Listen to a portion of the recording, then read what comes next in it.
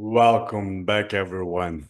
Another episode of Behind the Mask podcast, episode 6 already. Guys, for this episode, I had Adi Alic, a former player of Reason who took a different road in the airsoft world, who is now active as the NSL commentator, also is starting up a new team.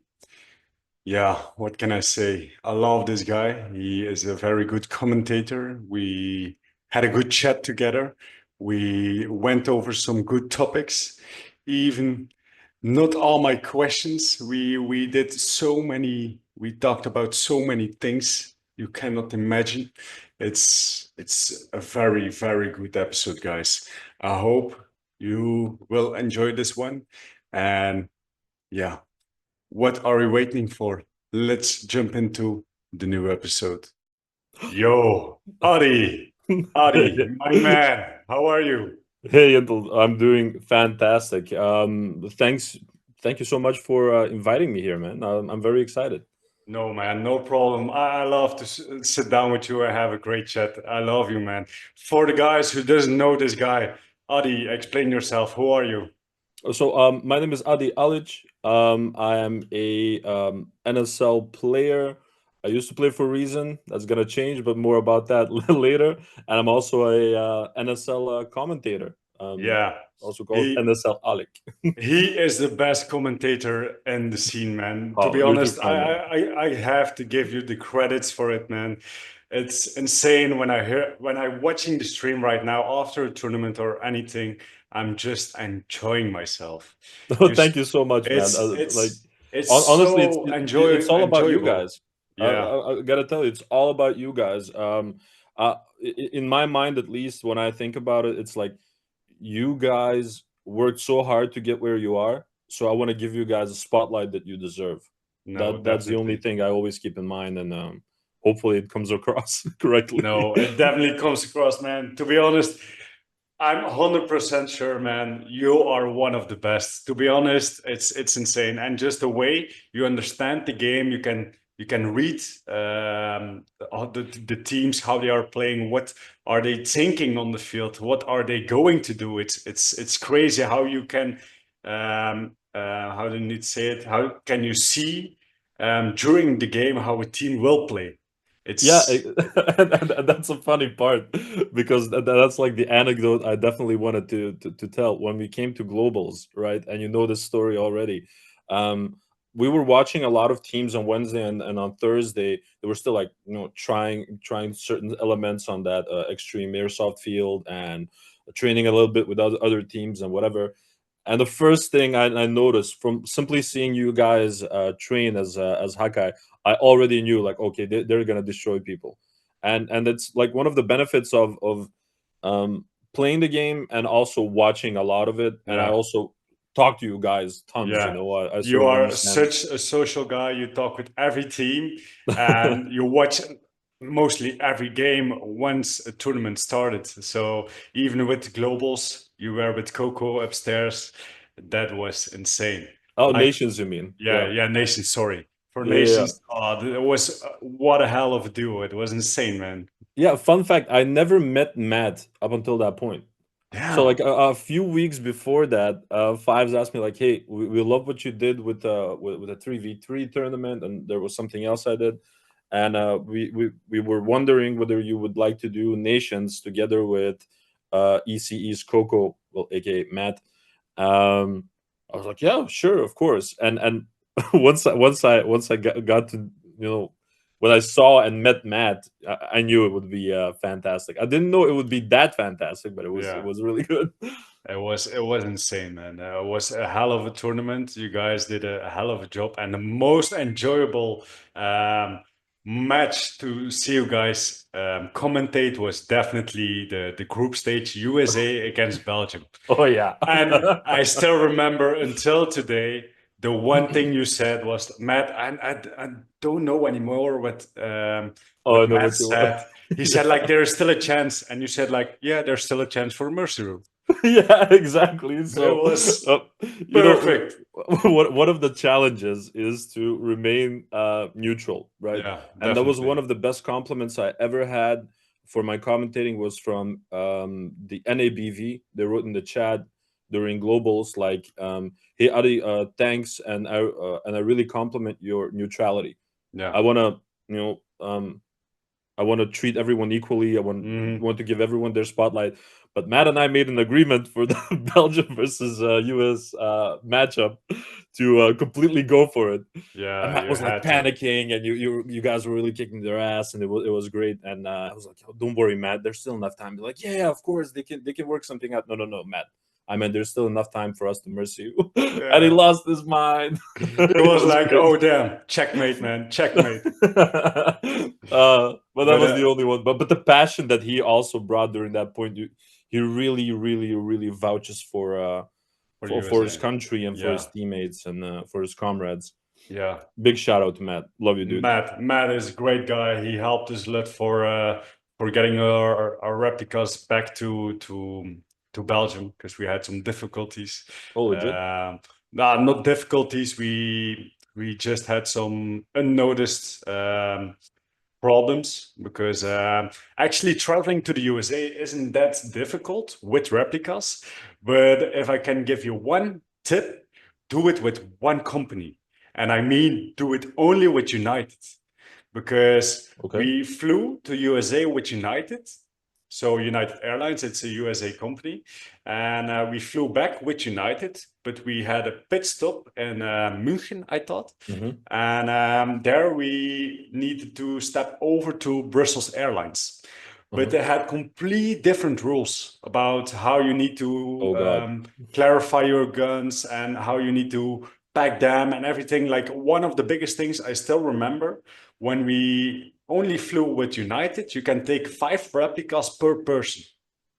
But What? that's a lot. That's a lot. 5 replicas per person. It's so Correct. easy. So actually, we needed only like three cases, and maybe one case with only the BBs inside, or something like that. Do the But BBs count like a replica, or what is that no, situation? that's a different situation, and that's also a little bit a messy situation because, as you know, pro teams shoot a lot, and we No took kidding. we took like 20 bags of 1 kilo with us, but we had six 5 hard cases, so we had to divide them in all the cases. And I think we only had 19 with us because the last two were over the limit of the weight. And if you want Oh, to take your ammunition, so BBs count as ammunition, you can only take 5 kilograms with you on the plane per person, oh God. also in the hard case. So that was a little messed up. So yeah, ammunition is also counted as magazines. So That is magazines that is so and specific. BBs are the same thing. So it's only 5 kilos for magazines and for BBs. So that was a little bit messed up, but on the end we made it work. And I'm gonna ask you one thing. I'm not sure if I ever asked you this before. Can you take a guess how many BBs Hakai shot on globals Uh, with it, oh, training and everything included?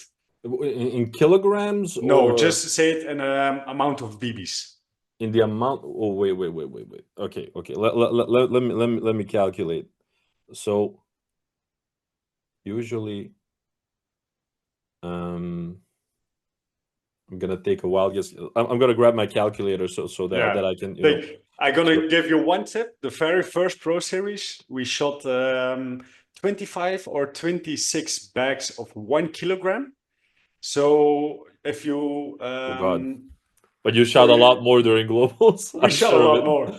We shot a lot more. Uh, I'm gonna say I'm gonna take. Mm, I'm gonna Wait, say I'm gonna 30, calculate 32 kilograms. 32. So if we say 32, we have to multiply it by 4,000 is is 128,000, but it's higher. It's even higher. Oh It's God. higher. That Oh, goes way above what you yeah, normally order, because we order our BBs like also like in kilograms, and we yeah, usually order like 20 kilograms yeah. per shipping. Yeah, so it's like one box you get with the 20 bags. It's the best deal mostly you can So have. you guys shot 1.5 times more than that already. You can imagine. I think we shot like two packages of 20 bags, so 40 bags and maybe more. My God, We how? were. It's I don't know. I don't know. Like the first, we trained only like two times, 2 hours. So on Wednesday we trained 2 hours. On Thursday we trained 2 hours, and the majority of our trainings were focused on breakouts and not that much on the gameplay. Just maybe some 1v1s to get to know the field and everything. But most of the things were focused on the breakouts. So it's only like a breakout from 10 seconds, 15 seconds or something. Yeah, I saw that And part. Coincidentally on Thursday, and yeah, that's like, funnily, one of the things that a lot of people weren't actually training, and it's funny that you say that as well, because the day before, Matt was telling me like, we've noticed that some of the teams are struggling to get into the Snake 2 off break, because the yeah, field is, in terms of dimensions, a little bit different, like yeah. It's a little bit compared to the real shorter Snake. in the length. Yeah, and he said like, yeah, the teams that are gonna struggle with that are gonna lose against us, or whatever, because we know how to get in there. And then I see you guys, and you're like exactly training that, like you knew or something. Yeah, That was really crazy to see. yeah. It was. I have to say, Globals was such a vibe. It was amazing. Amazing. Just yeah, the Harrow squad was locked in. You know, the Harrow Yeah. squad was locked in. The Hedis Legionnaires were Yeah, all up in there. It was incredible. I love that. I'm trying to brand more and more people with something. Of course, you guys are the Hedis squad, but I'm yeah. trying to like brand some people, get a little some. Like So give them like a typical trademark. So exactly. like if you say this is the team, you immediately know. Like if you say the minions, everyone knows it's saviors. Yeah, exactly. Well, for example, like I'm a huge Metal Gear Solid nerd. I'm not sure whether you know what that is. That's like a No, I it's don't know. it's an old school video game from Okay. Hideo Kojima. It has like basically a cult following. It has a really crazy story. It's really cool. And there's like a cyborg ninja in that game, and it's called Gray Fox, and it's really intimidating. And I'm Yeah. calling Gray that Oh, from the Saviors as well. yeah. And I could say something about that, but I'm not, because I want him to surprise you guys. But it's um, it's gonna be very cool. Okay. We will see the first Pro Series. Actually, Mhm. Adi, are you excited for the first Pro Series? I am, and here is also a little bit of news. So after globals, really cool event, really exhausting, by the way. Like Yeah, at the end, my social battery was just dead. I can and imagine. um, and then after that, they received a lot of positive feedback, again, about the commentary, and they actually asked me to do the five big ones this year. So it's going to be Okay. Pro Series, Nations, and Globals in 2025 as well. Okay, So yeah. I'm excited as hell for the Pro Series, because it will be the first time that I'll be commentating you guys on the Pro Series, and it's Okay. going to be one hell of a year. Yeah, it's As you gonna probably be know, like it's some of the teams of the US are also going to be joining us, and it's yeah. going to be It's going to be an insane year. We have 9 teams this year. We have Murder East, but I think they're going to fuse like one team. So they're going to take some guys from the West and maybe some guys from the East. Mhm. They're going over to the Pro Series. Then we have DSD, who won their spot through Challengers. And Mhm. they did a hell of a fight in the Globals. They showed that they earned the spot. So Definitely. yeah, They were adapting throughout the yeah, tournament, and totally not afraid of trying new things. It's no, like, hey, we're here because we deserve to be here, but there is nothing to gain if no, we don't risk anything. no, Nothing ventured, definitely. nothing gained. No, they had nothing to lose. Like it was their first big event, and they were coming with the mentality, I think, like we're gonna try and we're gonna set the point right. Hmm. So it's the first time playing against the big boys, I'm gonna say, Yeah. and they are the more experienced teams. And yeah, we played them first, and yeah, they showed us a hell of a fight. Of course, we knew by our training we were locked in. We had a good dynamic. We had a roster of, I think, 8 guys or 7 guys. Yeah, the Uh, synergy was off the charts with you yeah, guys. the synergy was insane. Throughout the whole year, we did a hell of a fight. Every Pro Series, only the second one was kind of bad luck, I'm gonna say. Yeah. But even I talked with Fives, and Fives knows like all the points and the point differential during the games. And even he told it too, like if you check the statistics, Hmm. it only was with small amount of points we always lost. It Definitely. was we were taking too much penalties, and yeah, penalties can happen. We can only say this, and there were sometimes stupid penalties like early buzzer or things like this. But even though we tried, but we knew like everyone knew, okay, Hakai was losing that event, but they like once they step on the field against us, they know like, damn, we need to be locked in because otherwise they're gonna take us down. Yeah, and that was really admirable from my perspective at least. You guys never ever lost that fight within you. Like Never. even when you guys were losing, I remember you specifically with your clipboard.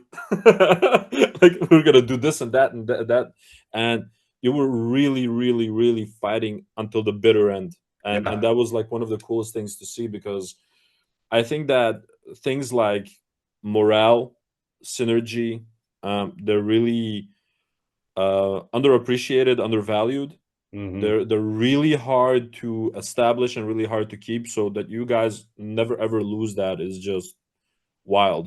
It Yeah, really is incredible. and it all comes down to one thing. If you believe in it, you can achieve it. And if you believe in the person next to you, and if you believe in your coach and you believe in your captain or your pistol player into the snake, then you can achieve big things. And I'm gonna say that's the thing we noticed like on globals when we were playing globals. I had a roster, but I had some new guys. But I how I need to say it, I prepared them well, and it was easy for me because I had two right hand dominant guys, and I had one left guy dominant. But it's so easy to use. It's so Yeah. easy to use because yeah, if we I, are playing on our bad side, I can say to him like go to there and he can make it because it's his good side and he can still give the pressure to the other team. And that's yeah. very important to have in your team. But still, it's you have it or you don't.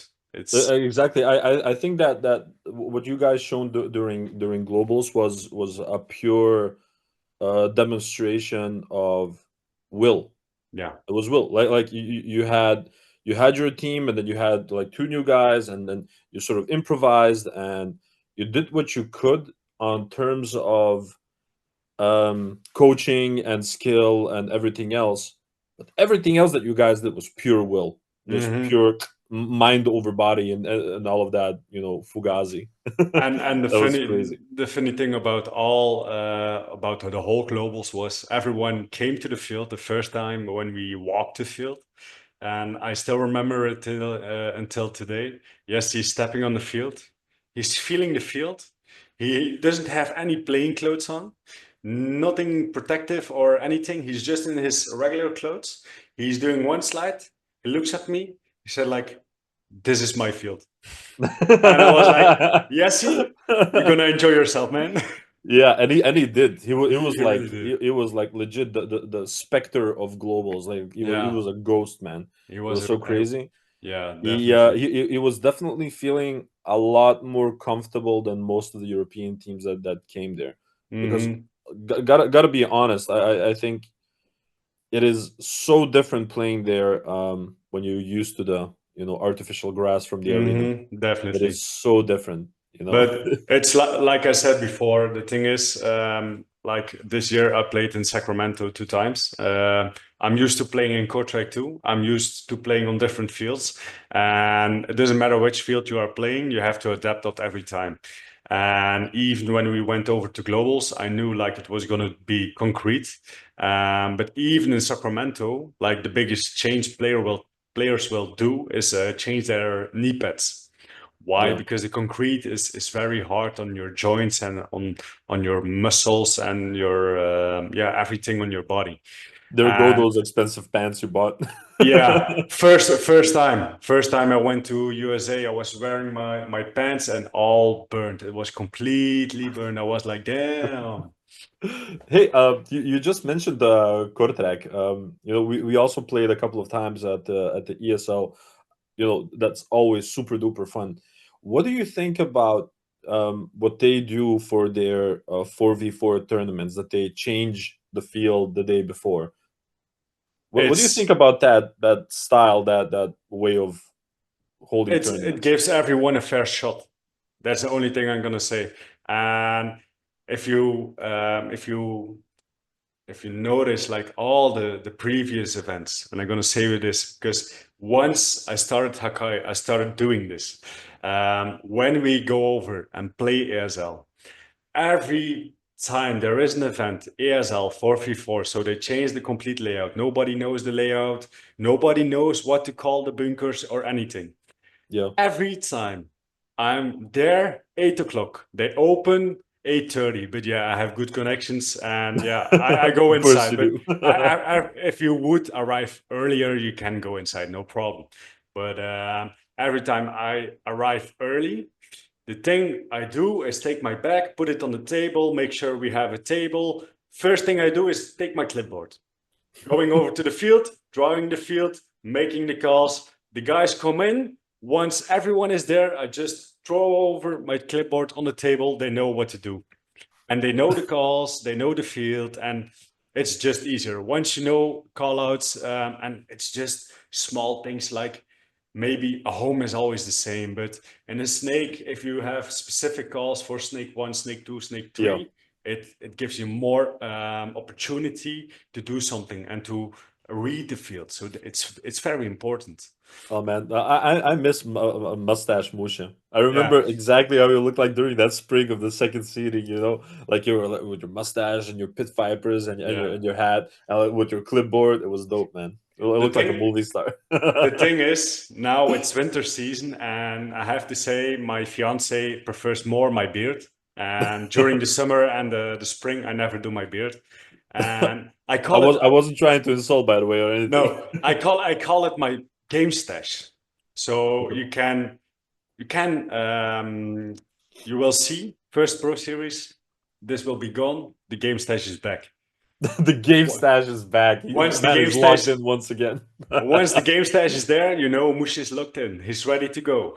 I just remember exactly the view of you, like especially with the pit vipers and Yeah. everything. Like, man is straight from Alabama. Look at this dude. Yeah, definitely, man. Hey, of course we know drip matters, man. Drip really matters. If you Yeah, man. look good, you play good. It's Exactly. as easy Like, as that. sure, it matters who's doing the big things, but it matters a hell of a lot more who's doing it cool. I mean, Yeah, come on, definitely. man. Come on. It's a drip. The drip matters. Look, you know what headband I'm wearing. 100%. I remember, when I came to the US and Tristan was coming that morning, and he complimented me on my outfit. It's like, oh yeah, look at you, like you're really um what was the term he used? Like I'm getting that US in me. Like, Yeah, he mentioned, like, I can fuck with that. I can fuck with that. I was like, just is a great dude. I love yeah. that session, by the way, that you did with him. Yeah, I was. I have to say, with Tristan, I can talk all day long, man. It's crazy that we have kind of the same mentality, game, and a game sense of the game, and I appreciate him so much just of knowing he started 2 years ago and he improved already so much because he's. I'm not gonna say he's in love with the game. He's obsessed with the game. He's obsessed with the game. All of the big ones are, man. All Yeah, of the big and ones in any sport, they're yeah, just completely infatuated with the sport. And still, he's always so humble, so down to yeah. earth, like a Hmm. really cool ass dude. He's a nice guy, Legit. definitely. Hey, but you asked me whether I was excited about the first pro series. Yeah, How are you feeling about it? Yeah, what can I say? We are working, we are training. I have a nice roster. Mhm. Um, you're gonna see some new players. I Okay. still didn't officially announce my roster because I think some people will be surprised. It's again You didn't want kind. to, or How do you say? you didn't want to, or No, it's still like by NSL added a new rule this year by only allowing us to let 12 players play per season. Mhm. So it changed up our complete roster because I have some guys who are not always are not always ready or free to go to an event, Mhm. or sometimes it's too expensive at the time. People still have a personal life, Of course. and I had to make like big decisions, like, guys, who can make it every event? Are you willing to put in the work? Can you be at every training? Are you willing to win? Are you willing to do everything? And there's where I needed to make my choices. So Mhm. right now, I have 11 guys, 12 guys. And the 12th guy is not sure yet, but we will see. I have 11 guys strong. And yeah. But wait, if you start the year with, let's say, 10 players, Hmm. and you still add two Yeah. players? You Yeah, can that still that you can add. do. But if you have like a full roster, but I'm not sure like how it is, like if you have a full roster, a roster of 12, and mid-season someone decides to go over to a new team, or just decides to quit the whole Speedsoft and going over to something else, or just gonna work more or paintball, who Yeah. knows? And then you go back to 11. So are we allowed to add another player? Because that's like the gray area. Mhm. Where is it allowed? Where is it not allowed? But Okay.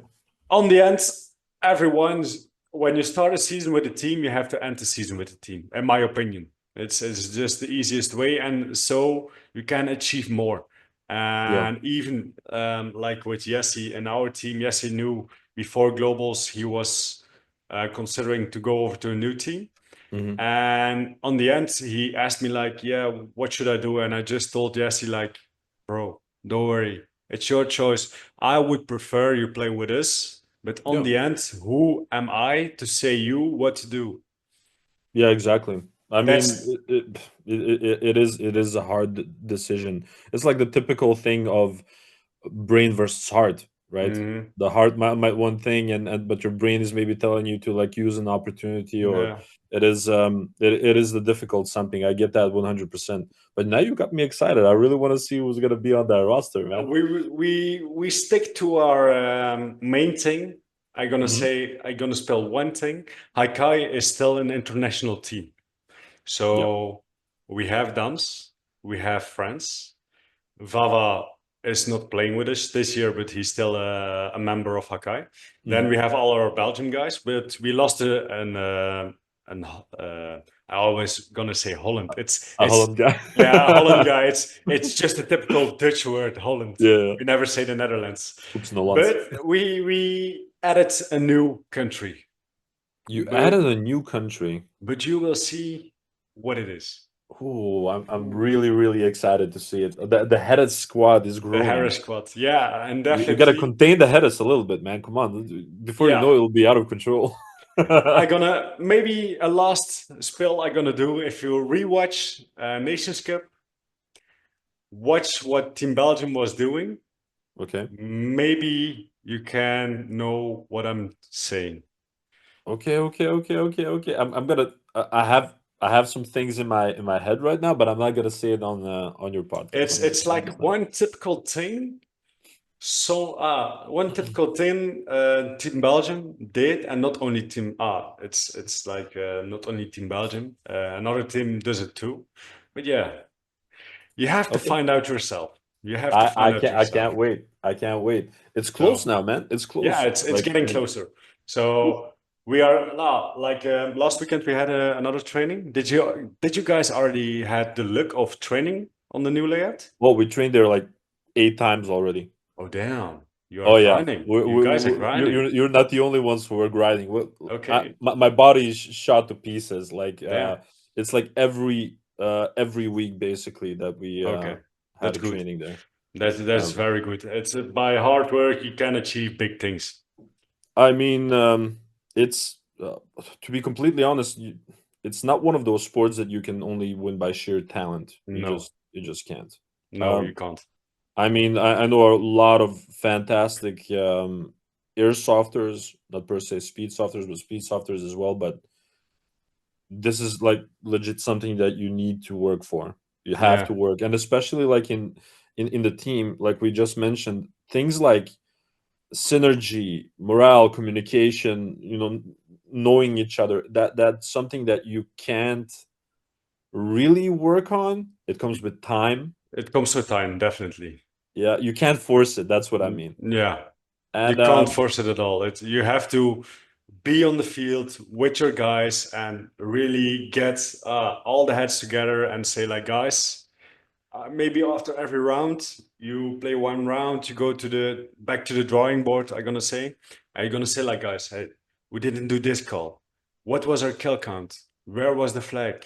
What were we doing? Come on, guys. We didn't yeah, know there was a kill one of break. It's all things like this. exactly. And you can't force that. You got to No. give it time. You got to be there. You got to Hmm. show up on training and put in the work and put in the hours and grind it through. I Hmm. mean, bash it through, and Definitely. and honestly, it's one of the best examples in sports that more time you put into it, the better you get.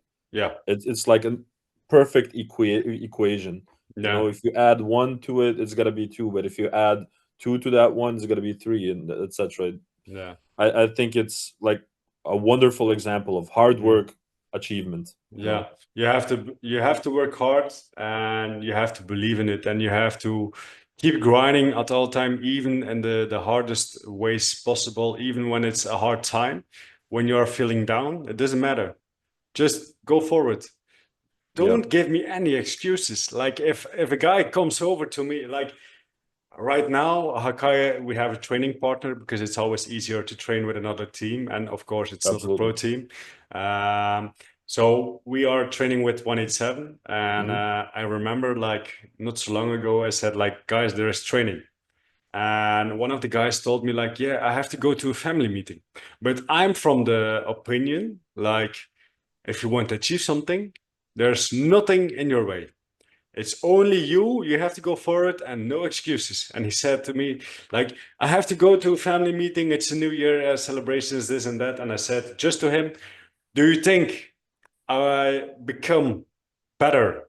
I became so good with not missing birthdays or not missing family meetings or not missing going out for a drink or anything. Sacrifices, man. Sacrifices. Don't give me any excuses.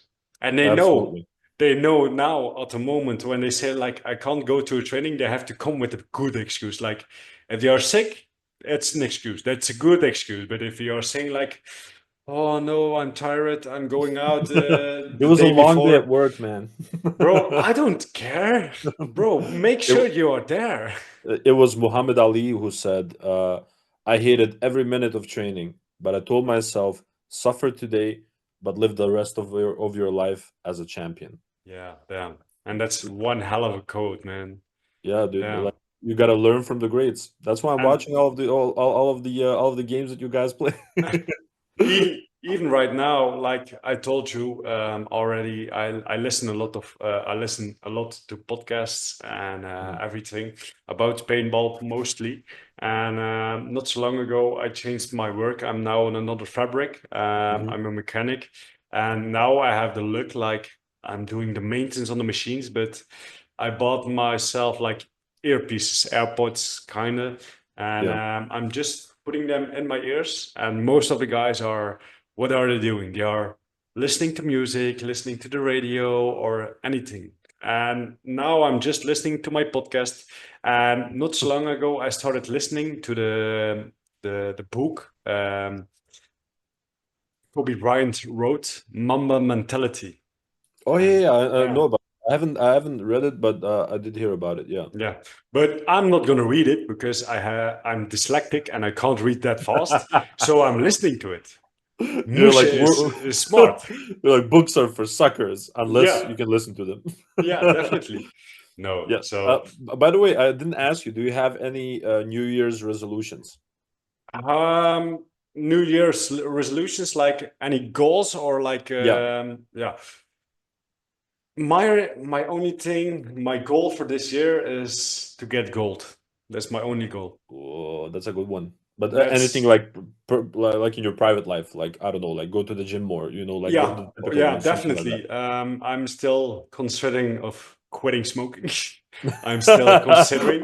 Aren't we all, Musha? Aren't we all? I tried already a couple of times. It's so difficult, and also with my work.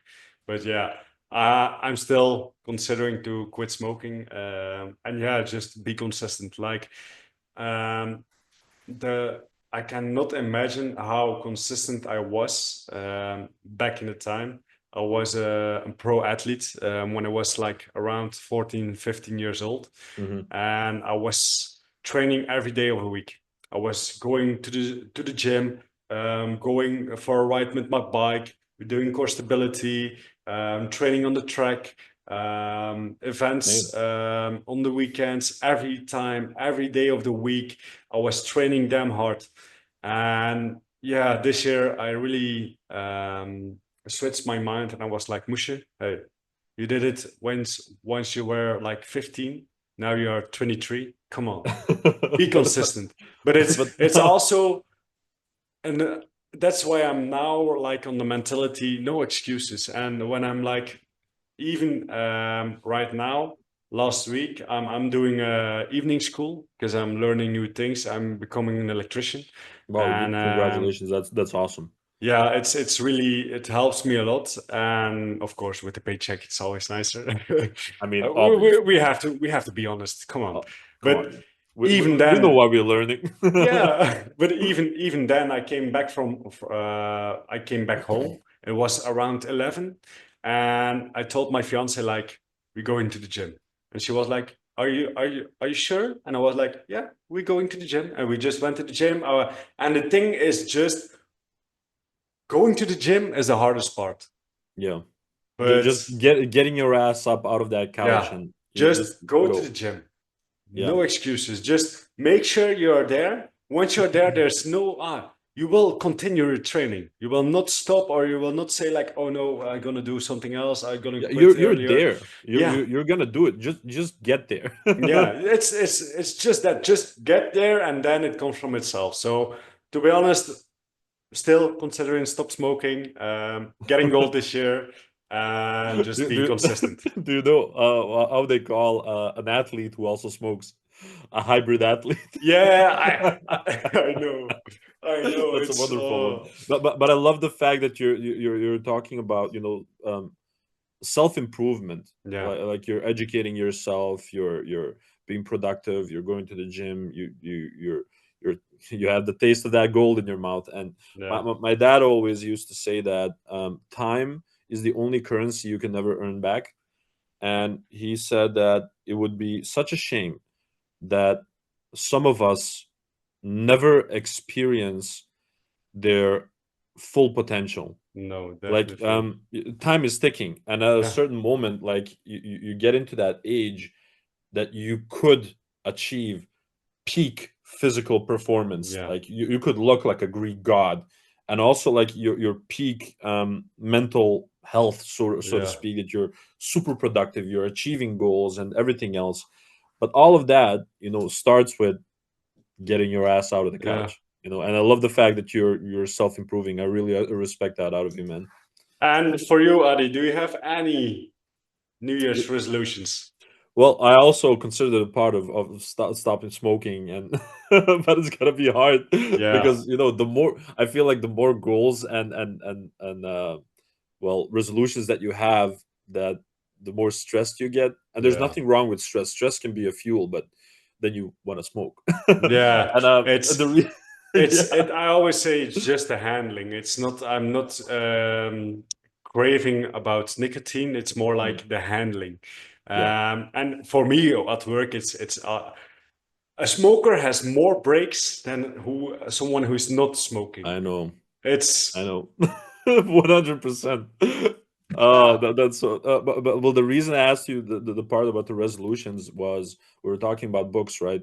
And I used to read a lot of books. Like you can see a piece of my yeah, library in the back, but yeah, I used to read like a lot of books, and sort of like when life got busy and I started to like work a lot and whatnot, and my obligations rose, that I sort of stopped doing that, and so I yeah. want to read more Hmm. once again.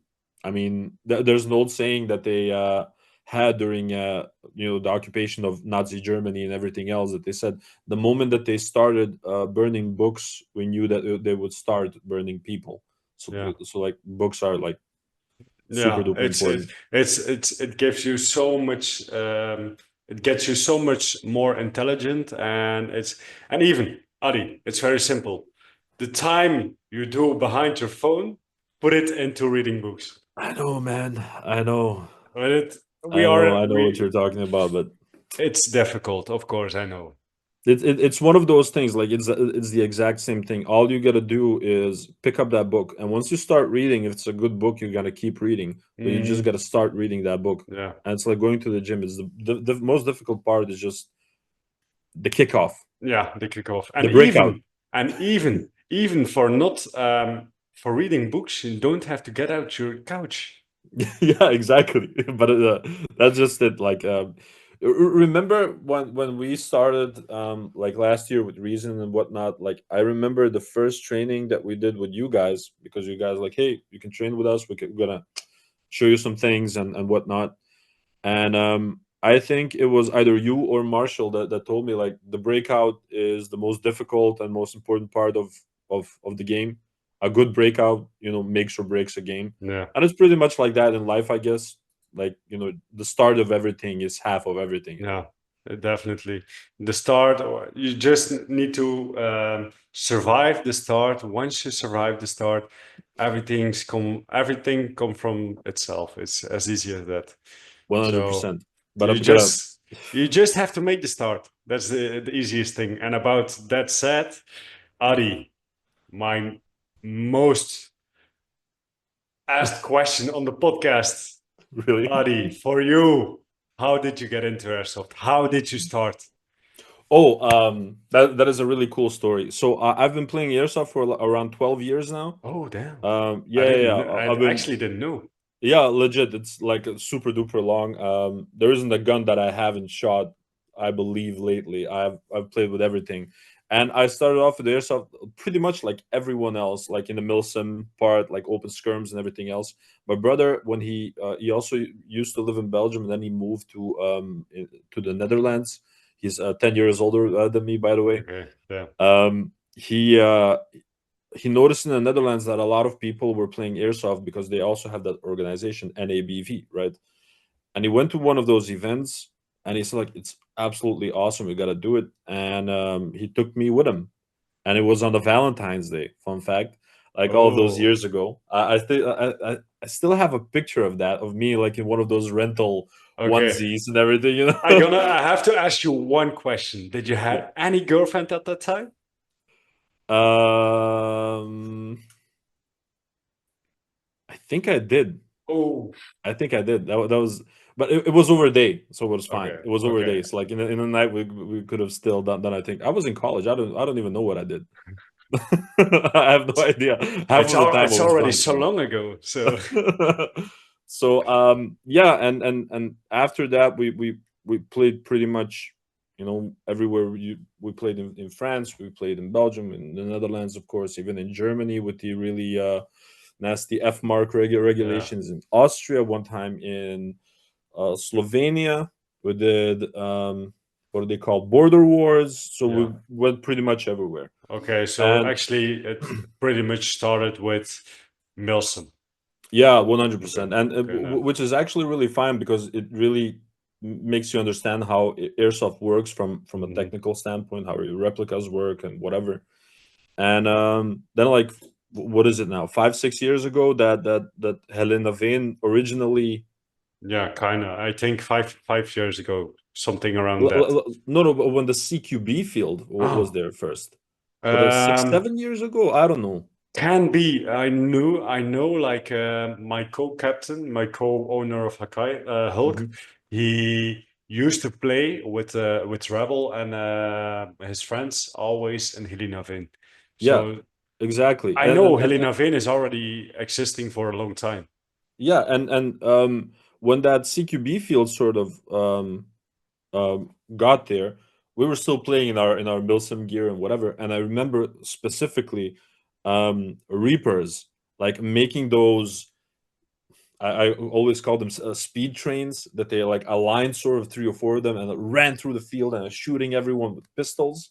I Yeah. remember Krikke, if you still remember him, with Uh, his green high kappa, like one of the most iconic high I, kappas, like the green I one. have to say, like Reapers back in the time was a very, very big team, and Yeah, I got to know them like when they were switching over. There was like the OGs weren't there anymore. It was kind of falling apart.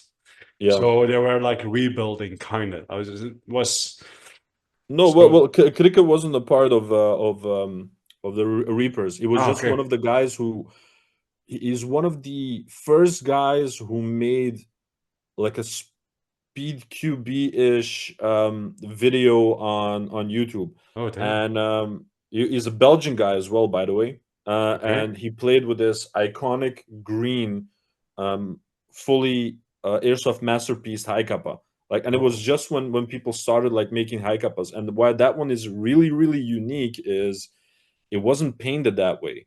It was actually custom anodized by Airsoft Masterpiece and shipped over to him. It's like really super duper cool. And yeah, and of course, second to none in that time. I remember that when the arena was just created and all of the speed teams started to like gather, sort of.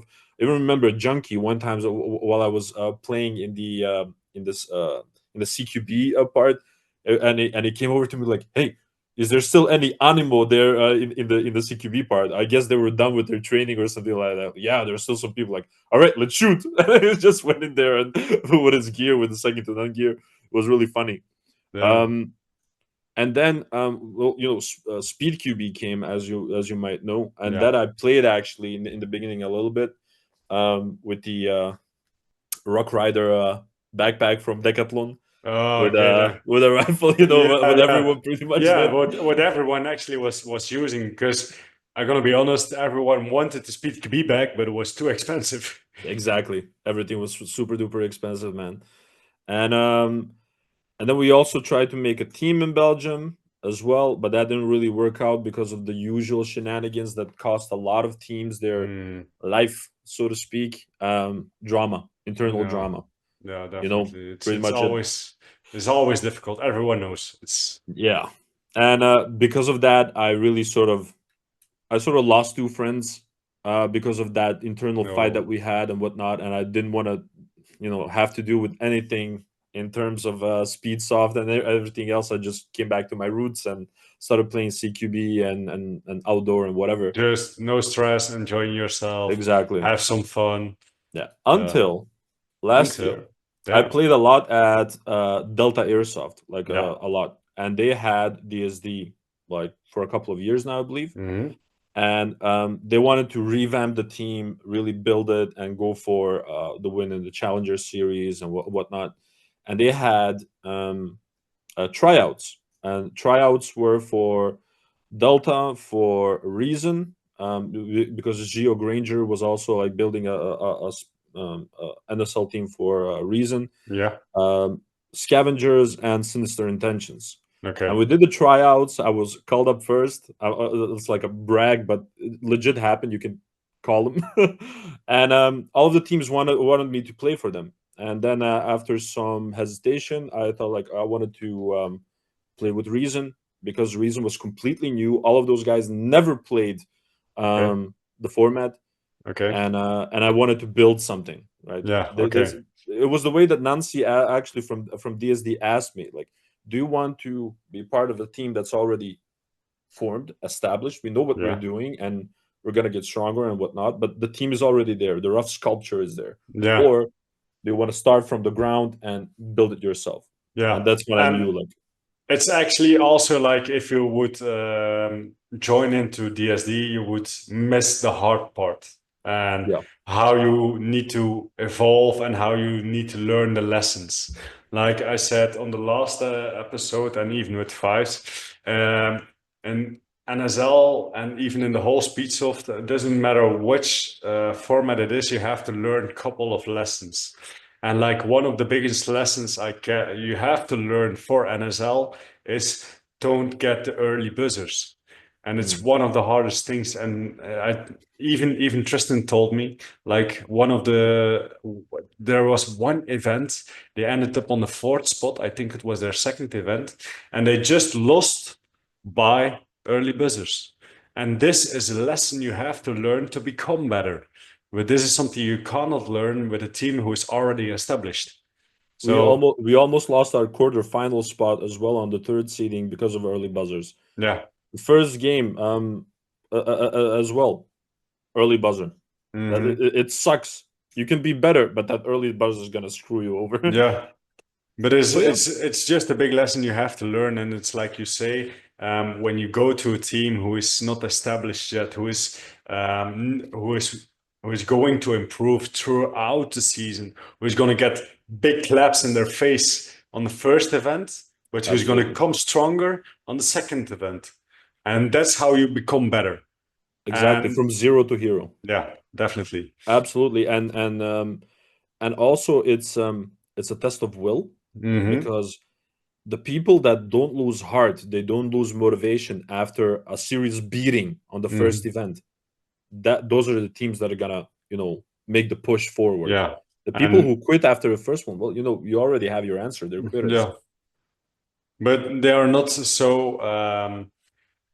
motivated to do it at the high level, and it's just as easy as that. If they once they get one slap in their face and they quit already, yeah, it's they are quitters. It's as easy as Yeah, that. And they absolutely. and to be honest, if you quit at that time, and okay, there's still a different, but if you quit in a situation like this, you will be not as successful in life because you are not willing to put in the work. And Yeah, it's all about mentality. If yeah. you are not willing to learn the lesson and become stronger out of the mistakes you made, yeah, then you will never be successful in life. One And it's hundred just percent agree and with you. it's I'm just talking about mentality. It doesn't matter in airsoft that much. It's just about how you react on different kinds of situations. So Hmm. Absolutely, and that is it's a perfect test of will, pretty much. definitely, yeah. But that's in short the story. A lot of Milsim, some drama in the past, like 5 6 years ago. I don't even remember anymore. And actually, I was this close of not joining those tryouts that I told you about. Was actually Nancy from DSD that convinced me like you should come, because I didn't want to restart that drama. I was Yeah. comfortable. I was happy. Yeah. And yeah, beam boom bam, and I'm here. So thank you, Yeah. Nancy. Yeah. And it's already you going into your second year of NSL, so you learned a lot, I think, this year. Oh yeah. And you will learn a lot more the next year and the year after that, and you will never stop learning. It's as easy as that. So But that as well, Mush, is like also. By the way, do you want me to call you Mush or Oriental? the thing is, call me what you want. The guys who call me by my personal name are guys who know me already for a long time. But Oh, the majority of airsoft calls me Musha because they know me as Musha. So yeah. you can call me It's more whatever you want. natural as well Yeah. for me as well for to say Musha. Um, the I also forgot my train of thought. Yeah. Sorry. I have to search. Yeah. What were we talking about? No, it's fine. Um, But yeah, that's what I wanted to say. One of the reasons that we're improving rather fast, because most of the people that have trained or played with us in March notice a completely different team in May, and yeah. notice a completely different team afterwards, or whatever, is thanks to the community, and thanks to guys like you, for example, and your team and everyone else Hmm. that takes the time and has the patience to work with us. Yeah. to tell us like, hey, we're gonna train with you for a couple of hours. We're gonna show you the ropes, and we're gonna integrate you into the NSL community, into the sport, and everything else. Yeah. It's And thanks to the grades that we're progressing. yeah, and to be honest too, like a reason was a first year team, but all of the guys were super supportive to every team and also to Hakai, like you guys, you helped us with the pitch crew, and still Yeah. big thanks for that. It helped us a lot, and exchange. We said to you guys, like, if you ever need help or you want to train with us, just tell us. We are always, we call it meat to shoot at, but on the end, it's you guys are learning something, and we have meat to shoot at. It's not. We call it that. It's just like No, a but it's funny. part of the process. Yeah. Like I've noticed whenever we play with bigger teams that have a lot of history and a lot of skill, they punish you for every small mistake. Mhm. Like that 1 centimeter too much that you peek, you get shot. But after a Yeah. while, you stop making the mistake. No, You know, definitely. And it's you like have that's the lesson you have to learn. Like, and even for us, what I always say to my guys, when you train against a challengers team and not against a pro team, the training is so much more productive than playing against a pro team.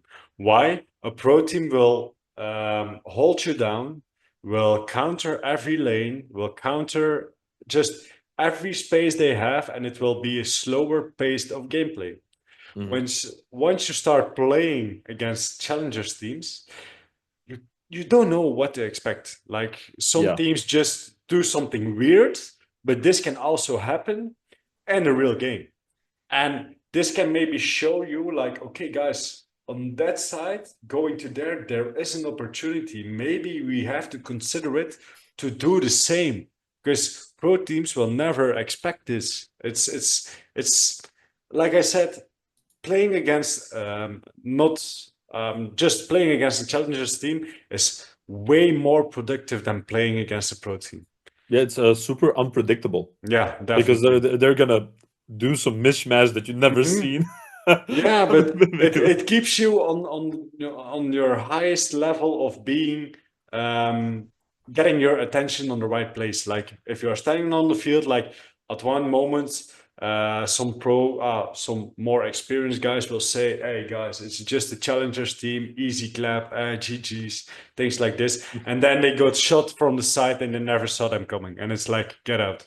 Say that again. Say that Thank you again. and goodbye. Yeah, No, and. absolutely. But like I said, part of the growth and sort of feeling at home in the NSL and everything else is it's thanks to guys like you, thanks to like Hakai and Apex and Saviors and S2N and everyone actually that really sort of contributed to the knowledge that we right now have. Yeah. It's really incredible, and I remember having a conversation with Marshall as well after globals. He said like, "Hey guys, if you ever want me on a training, just call me and I'll be there and I'll coach you with some things and point out the mistakes and whatever." And we're Yeah. super duper appreciative of that. Like it's crazy.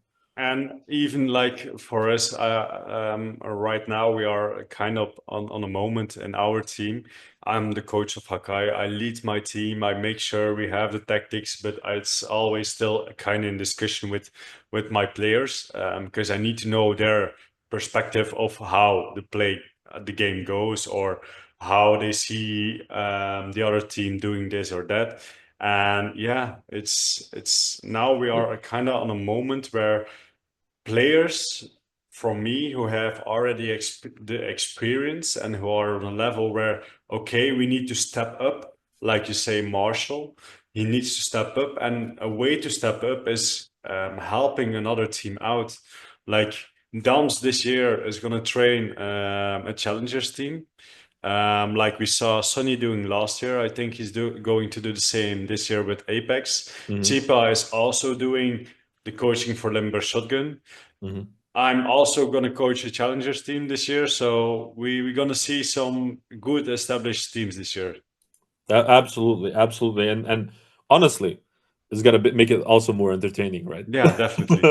It's gonna be more a fight between the coaches than between the teams. Oh God, I've seen some players making the switch off from the Pro Series to the Challenger Series and vice versa and whatever. I think this entire year will just be one big bloodbath. It's gonna be Yeah, crazy. Hey, and but a question for you: Do you ever feel like when you invest a lot of time to coach your team? Because mhm. you just said like I also coach my team and whatever. Does that ever um do you sacrifice a lot of time that you should be practicing yourself? Do you feel like you compromise your own skill or whatever to coach them? Yeah, definitely. At one point, like on, if I have to be honest, I would prefer more coach, like I would coach a challengers team, so that Hakai would have a coach who's really focused on the coaching and not player coach, because it helps more. And the guy who's standing next to the field, who's writing down everything, who's making the plays, is more focused on how to win the game than rather play the game. So that's a different thing. And on the end, yeah, if you're humble, like in the beginning, I had when I started Hakai, I needed to train the guys like big time, and I mean like all the basics. Like in the beginning of Hakai, we had very brand new guys, and I had to drill like everything, and I had to put a lot of work into it. I think even in the off season, we trained almost every weekend in Kortrijk, just snapshotting, sliding, making sure they have the techniques right. And yeah, but on the end, it's my how I need to say it. It's mm, sometimes it's difficult. It's I have to be humble enough to train my guys, but still train myself. Yeah, And the way I'm training is on a different way than I train my guys. I'm like the way how would it say it? Like once I'm explaining something, like from callouts or maybe coach we will use, I make them. So for me, it's easier to use them and still think about it. Like, okay, yeah. You created them, you know them yeah, I already. created them, so I'm already thinking about it. So for me, it's easier to make sure during a game I'm thinking about it because I made them and I have to learn them. That's a bigger thing. So no, on the end, yeah, it's more difficult. It's more difficult, but if you are humble enough, there's no problem. Yeah, I was just wondering because it's a challenge being player and coach and No, captain. You know, it's a definitely. lot. And even on the whole story, every time Hakai is doing the trainings, but at every given moment, I can just go out for pickup games or just play on Friday in Kortrijk. It doesn't matter. I'm there and I'm going to enjoy myself. And during just the pickup games, I'm learning and I'm just fine tuning my little techniques I need to work on. So that's the way I'm training. I'm more training on myself than rather doing it in the team because I'm learning them more. Yeah, I focus more on the training from Hakai to learn them instead of myself. yeah. And then And on team trainings, you're focused on the macro on big picture stuff. yeah, big picture stuff. And Awesome. the thing is, like with us right now, we already established like the technique. Everyone knows the technique and knows how to slide, knows how to snapshot. And okay, at one point we still fine tune some things, but majority of our complete training is based on yeah break shots, call outs, specific situations. Yes, certain things also get reset every year, you Yeah, know, like yeah, new layout, and then you start building on that new layout, and yeah. So, oof. and to be honest, Adi, for you, it was your first year playing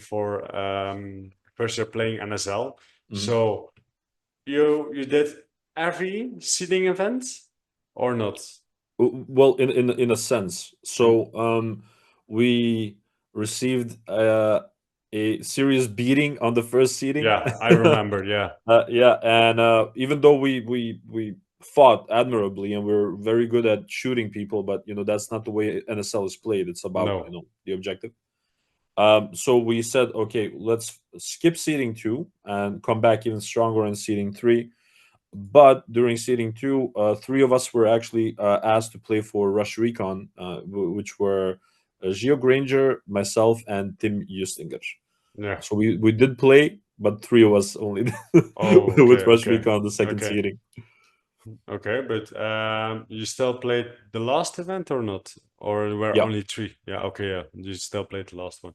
And if you have to compare like the first one and the last one, completely different. Like completely different. It was so crazy. Like from being really beaten actually by a lot of teams, we suddenly started to beat those teams. Right? yeah, We were mercied by SON in the first seeding. We beat him in the third one. yeah, okay. It was You know like what I a mean? great It's comeback. Yeah, Yeah, absolutely. It was crazy, and that just proves exactly what I told you. We yeah, said we're gonna skip the second seeding, but then grind yeah. like maniacs, and it was incredible. It was such a good And feeling. yeah, and it's just the hard work that will establish great things. And you guys played the first one, had the experience, you knew like, okay, damn, Yeah, this we is gotta a different kind of yeah, pace. we gotta work on this and that and this and that and then But okay, we got our list. Go for it. but still on the end, like all of you guys were still making sure go to the pickup games, making sure you train a lot, making sure you if you have the opportunity to play, like the three guys of you had the luck of playing with Russia, a different team, a different um, language to call in and to Yeah, speak with. And then you guys helped us two times on pit crew for Pro Series, yeah, just walking with us, getting to know how Pro Series is played, how Hakai, and doesn't matter, every pro team is reacting, making, preparing, and everything. It gives you another look into how to play the game, and that really established to the good performance you guys did on the last definitely. It gives sitting. you a lot of perspective. Listen, we all have goals. We also want to get into the pro series. Yeah, Like, definitely. we're working on getting there, but that also gave us a lot of perspective. Like, okay, this is what pro series looks like. This is what how the teams react. This is Hmm. what happens when you're winning. This was what happens when you're losing. Like, I don't know. It's still a different vibe. Don't get me wrong. Like, your Challenger series is one big massacre. It's crazy. Yeah, it's hard. To be honest, it's still a hard league, but you can really see who is establishing a better team to prepare themselves to going over to pro, and Yeah, it's and pro it all matters about knowing the rules, knowing the players, how to react, how to react in different situations, low on time, low end points, first degree. Still, make like even on the Nations Cup, we saw USA winning with three guys against five. yeah, But yeah, that's all. Just making sure you have the determination, never backing down, and just go for it. No excuses. yeah. And also training that. I know for a fact that a lot of people train that. Okay, we got a first degree. What's the game plan? What are we gonna do? Hmm. Like, just But putting in the work. yeah, You just just be said it. Just prepared put in on the every work. situation. So Just work for it, and it will manifest. It will yeah, come in front of definitely. you, and that felt extremely good on this third Mm. seating. It was And crazy. if you have to find like for one big lesson you learned this year, what should it be? Like one big lesson as a new as a first year beginner, what big lesson you learned and what should you give to Uh, new players? Like make sure okay. you work on this or that. Don't wait for help. Ask for help.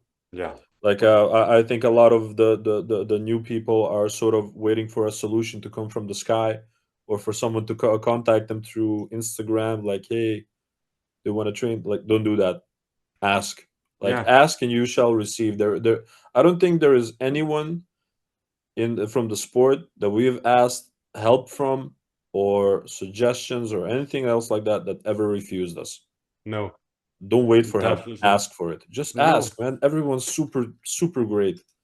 Just ask, and you'll Everyone be is Team helped. Airsoft, so We all want to see the sport grow. yeah, definitely. So just and Adi, I have to say that's just a perfect answer, man.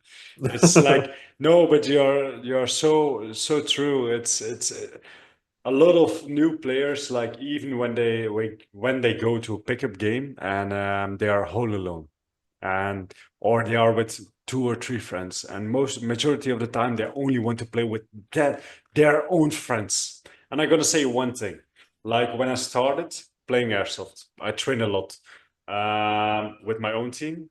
If I could train with another team and with the Reapers, I'm gonna say when I could train with Reapers, I would train with Reapers. If there was like any tournament in Kortrijk, I was there. If there's any pickup game in real stack, I was there.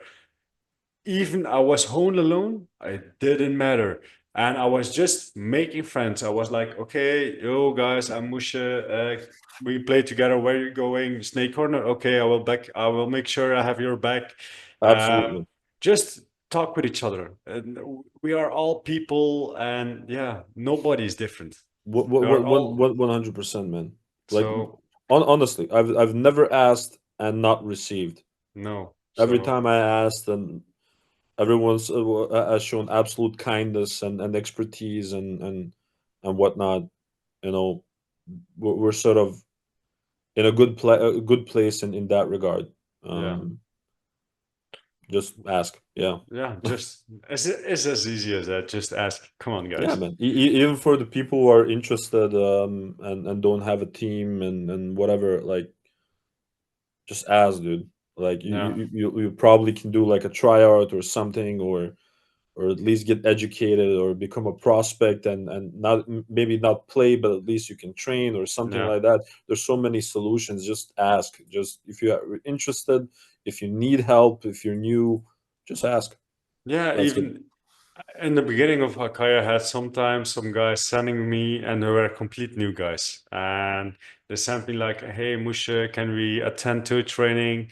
And I was like, "Yeah, guys, don't worry. It's your first time. Okay, don't worry. I will." And when I have the time, I'm gonna say like when I had the time, I would change my complete training so they can do something. Because if I'm doing the regular stuff Hakai is doing like right now, not everyone can just join in and be on the same level, or and especially when it's like the first time he's playing on the speedsoft field, you can't expect them that they know what to do on the speedsoft field. It's No. completely different than playing CQB. And I Yeah. had two guys, and I can still remember it to today, like Branne and Robbe. Robbe is now playing for us, Yeah. but Branne started his very first time playing Speedsoft with us, and I had some more guys. So he was also he just asked it, and guys, if you ask it, nobody will refuse. Maybe at one moment if they don't have time, but at and on the end of the story, there will be a chance for you to come up and show yourself. So just ask. Absolutely. Ask So and ye shall receive. yeah, you shall receive. It's that easy, guys. Come on. No. Ali, okay, as we know, you guys played with Reason this year. There is going to be kind of a split. You guys Mhm. are parting ways. Um, you are still a little bit quiet about it, and like, who knows? I don't Well, know. well, So yeah. Well, spill what you want to spill to me. What um, is coming? a new team is coming. Um, it's mainly um, members from Reason, and we have some new people in the pipeline, also some prospects and everything else. Okay. Honestly, the only thing that's withholding us of announcing the team is the arrival of the jerseys. Okay, So we okay, have some jerseys, and we want to make a really cool team picture and everything else. okay, okay. I understand. That's the part that's holding us back in terms of announcement. But know that we are training like absolute maniacs. We started off our conversation in the beginning of the podcast about training, everything else. We've been training a lot. You know, Yeah, we're right now just finding that balance of maybe not overtraining, because that then you can get that sort of fatigue, if you know what I mean. yeah. But we've been training like crazy because we really, really, really, pretty much like you guys, we taste the gold. Okay, okay. We're So working on it. Yeah. So watch my out. my next question was actually like, what is your goal for this year as a new team? Because it's a new team, it's a new brand, it's a new roster, people who already played. But what is your goal this year with a new team? Mm. What is your main objective? Top three. Top three. Okay. Yeah, 100%. We want a podium finish. That's the number one objective, and we're gonna do whatever it takes, like, to make that happen. Not promising that seeding one be having gold. We'll be aiming for that goal. We'll be fighting for that goal. But if we Hmm. don't get that gold in the seeding one, then we'll be twice as hungry for seeding Yeah. two. You know what I mean? Yeah. And we'll only get hungrier. We have a huge appetite. Yeah, okay. Look, and you can see over there what hunger brings you. Like, Exactly, I didn't get exactly. the I'm goal this looking at year. that the entire time, man. I didn't get the goal this year, but I got five Podium medals. finishes, yeah, I know. And And not only with Hakai, of course. I guessed it two times in USA. mm, But yeah, still on 1 year, and it's all due to hard work. And it's nothing is given. It's all due hard work. So, but absolutely, no. and we realize that, and I gotta say, the team is in an extremely good mental spot right now. Okay. It's weird when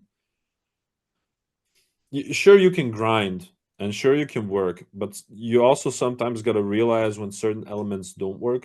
Mhm. And we sort of identify what didn't work for us with reason, and this is not, we don't want to say a single bad thing about that because we have nothing bad to say, but um certain parts did not work out for us, Mhm. and once we eliminated that part, we noticed that a lot of the members flourished.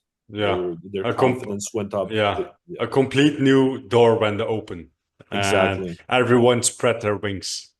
Exactly. Like, be honest with yourself, and Yeah. realize what's not working. Yeah. And Okay. I gotta say, everyone's in a really, really good mental state. Okay. Everyone's super excited. Okay. The only thing I'm gonna say is I know you guys trained hard. Let's hope you guys are training on the right way and you will be ready. Because when people ask me, Musha, is the team ready? Is the team ready? Sorry. The only thing I can say is we trained and we are hungry. Exactly. Like Exactly. like the question you asked me on globals, Mushe, is what did you ask again? Because I can't say it.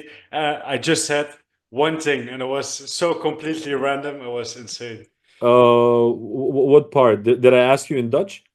I don't know. It was about Harris. I remember it was about Harris, and I just Are you ready to spread some headers? yeah. Oh, Uh, it was so funny, man. it, Damn. it, it was incredible, and gotta say, it was raining headers. I'm not Yeah, gonna lie. I was raining Harris every round again. It was funny, It was but amazing.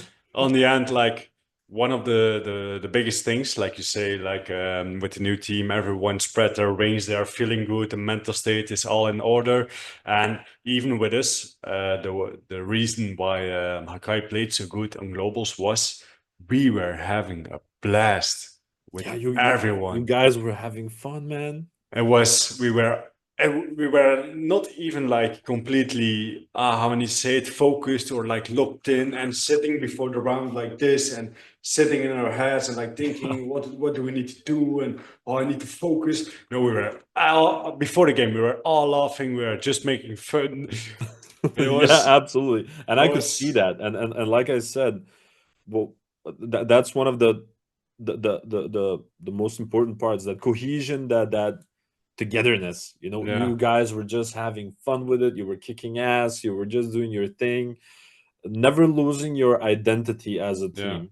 Like it's not because of the pressure or the location that you suddenly weren't Hakai anymore. You, no, you were Hakai at all times. You know what I yeah. mean? And that We was were so the cool. Harris squad. We The were Hedda squad the all Harris day, squad. all Okay. day, every day. It So, was super fun uh, to see, man. I have another question for you, Okay, Ali. We have good. the Adi on the field. We Hmm. have the Adi on the mic. Yeah. If you have to choose one, what should you choose? Like, Oh, I I'm. Oh, know, I can imagine you do both so damn hard and so damn good. It's, yeah. I If would. I will always be a player first. You know. player first, yeah, Yeah. definitely. Absolutely. And I think everyone who's ever played this knows how hard it is to quit.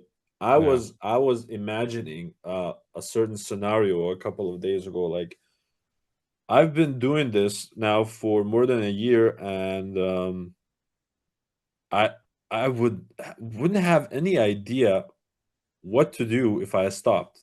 yeah, You know what I mean? I could yeah, imagine I definitely. would I would have more time and whatever and whatnot, but I wouldn't know what the hell I what I was doing. Yeah, no, for me it's the same. Like everything you see here, this when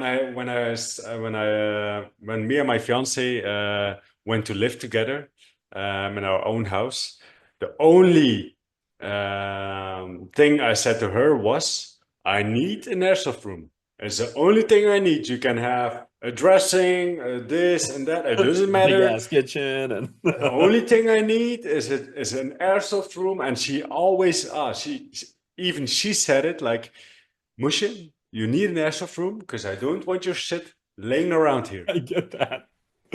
Yeah, and it's funny that you say that because, like in our new apartment now, because we moved like a year and a half ago, we have like three bedrooms, and like of course there is a master bedroom and whatever, and then you have the two other rooms, and Yeah. I push sort of all of my stuff, like my computer and my airsoft stuff, in like in the smallest of the two, and then we realized that was the wrong decision, and that we're gonna move and remodel everything to get all of my Oh, stuff in the bigger room, because I have okay. too much stuff, man. I have Yeah, too much it's stuff, honestly.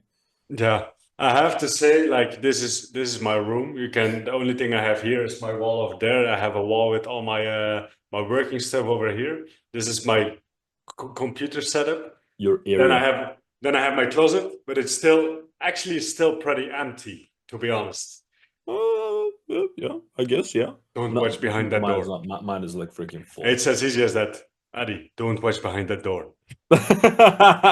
That's fair. That's fair. There's You like the just made the secret room. setup for the podcast. I know you did. I know you did. But the No. most important parts are on that wall, man. Those medals. Mm-mm-mm. Yeah, definitely.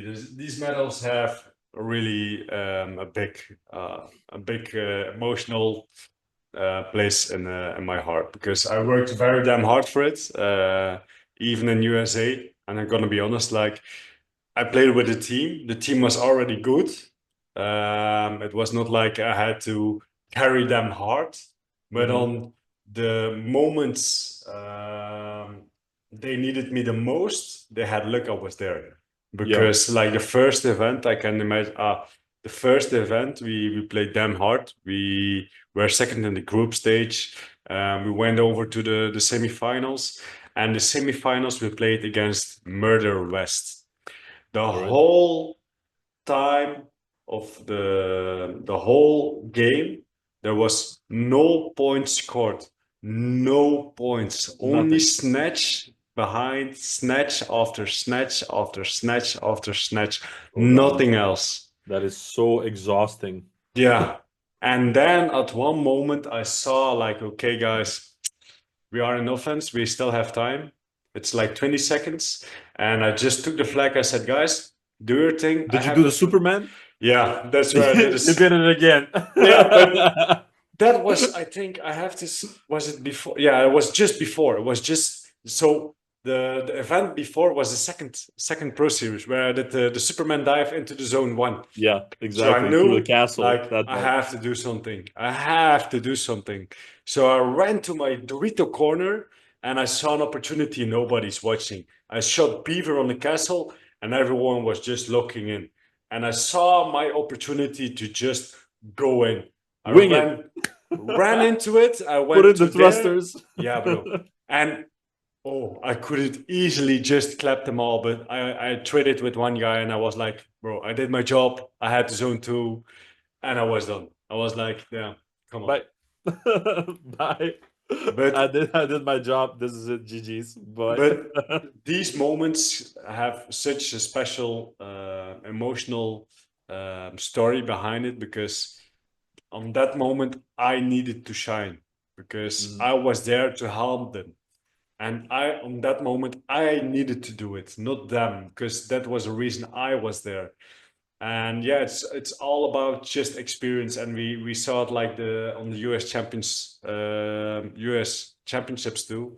Like the first game we had to play was Tacos, and it was Ooh. very close. It was DVS was locked in, Tacos was locked in, and we were playing damn hard. And it was the last 1 minute and a half seconds. We were in offense, so we knew okay, we just need to play the time and make sure we have the zones or just a flag game. Yeah. And that was the funniest thing ever. And now I'm just talking about game sense because I have the US championships. I filmed everything. I filmed everything from a POV and I filmed everything from my barrel cam. Oh So yeah. I I have a love that lot of footage, by the way. Yeah. I have a lot of footage, and the thing was, I knew you can definitely see me in the videos. Like I knew we needed to do something, and I was calling to my teammates, like, "Come on, move, so I can move, so I can go closer to the 50," because they were just holding everything down. Yeah. And I was trying to move, and I went over to my. I did my first move. I went to the second bunker. I wrapped out. I saw the guy on home. I shot him, but it was on the beanie. And if you know beanie, you know who it is. But Ah, and let's not I call any names. saw there was just a moment where I saw the ref running, and I knew like before I did the move, I knew like I only had 30 seconds left. So I knew the 30 seconds were started. I saw the My ref time to shine. running, and I saw the ref running, and I was like, okay, Mush is done. I did my job. We won the game. And the funniest thing of all was I was calling to my teammates, "Hey guys, just play time. Just play time. Don't worry." The game was done. I walk off. The guys were telling me like, "Hey Musha, what did you do? Where aren't you running?" Watch. They checked, and it was like, "Oh, smart Major man." penalty. But Beautiful. that it's all about game sense and just knowing the game and just about the lessons. Like on the lesson you will learn is you will get beaten on moments like this when the last 30 seconds will go in and people are just holding down the field and you will do nothing and you will just lose the game and give it away. It's as easy as that. Yeah, 100%. And also like even that game sense is something that gets developed over time. Mm-hmm. You got that by playing the game, by doing this, Definitely. by training and showing up to tournaments as well. And it's not about shooting. Not Mm. in the NSL at least. Like you can be a pistol whipper, a freaking sniper. It's not gonna give you a single point if you do Mm. not play the game, if you're not smart, if you do not maneuver in the correct way, and your game sense is a result of that. And Yeah. also something that, because you mentioned tacos, like one of the things I respect about tacos is that they don't lose their cool when they start losing bodies. Never. Like Never. they're like, okay, 0-2, like they lose two people, doesn't even matter. They still No. follow like their game plan. They're still like Yeah. focusing. They're still like looking for openings. That's one of the things I really do respect, because a Yeah. lot of people like start to get nervous. Oh no, Yeah. Bodies are And dropping. Oh no. I have to say, like, Tacos is one of the only teams I know who can really keep their cool in moments like this. It's crazy. And even like on globals, like we knew like okay, on one moment they needed to play with one guy. But yeah, still on the end they tried everything, and they were not like shouting in the dead tunnel and getting frustrations out, and they were just calm down. Okay, we play the game, and okay, next round we're gonna try again. But they Exactly. never lose their temper. I respect the hell out of that. You know, No, definitely. it happens so very often that there's a lot of drama in the death tunnel. Yeah, yeah, I remember a certain someone who kicked the tribunes. I who, who, remember kick, that. who kicked tribunes? How do you Yeah, mean? yeah, you did. Did I? Yeah, during What? one of the Pro Series, I think it was the second one.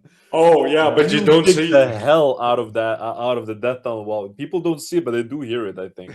It was because she was our pit crew.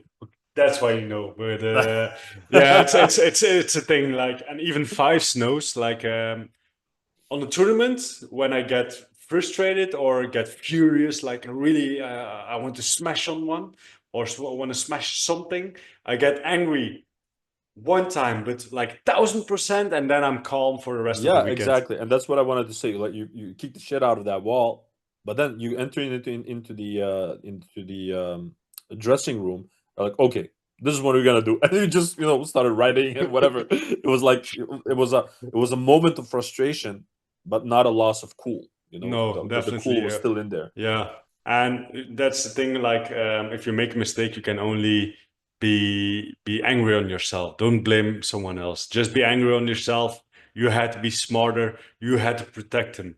Instead of saying you needed to be alive. No, you needed to be alive. And you need to help them.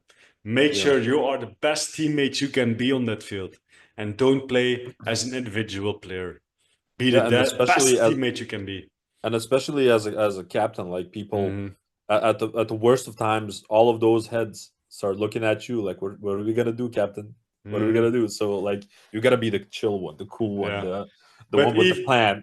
yeah, but all my guys know like I will never get furious at someone. And maybe if they make like a big mistake, I will say like, hey, wake up, wake up. What are you doing? But I'm not gonna say like, and you did this, and how bad are you? And no, that's not the way of doing it. You will only demotivate them and It's get not them. gonna work. And no, it's not gonna work. You will not achieve anything about it. And even like I'm not sure if you were there. No, it was a first Pro Series, and I think the first Pro Series we didn't had a pit crew.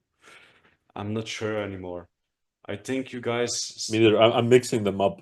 Yeah, I'm mixing them up a little bit. I think you guys helped us in the first one, the second one, Yeah, and then the third I one. know for the third one, I wasn't here. No, Personally, I was on vacation, so it was the first and the second one, I believe. yeah, I think it was And no, on the third one, Gio also helped you, I yeah, believe. Gio and Bo helped us. Yeah, yeah, and Bo as well. Yeah, Yeah, exactly. On the third one. Yeah. but on the But I first wasn't there on the third one.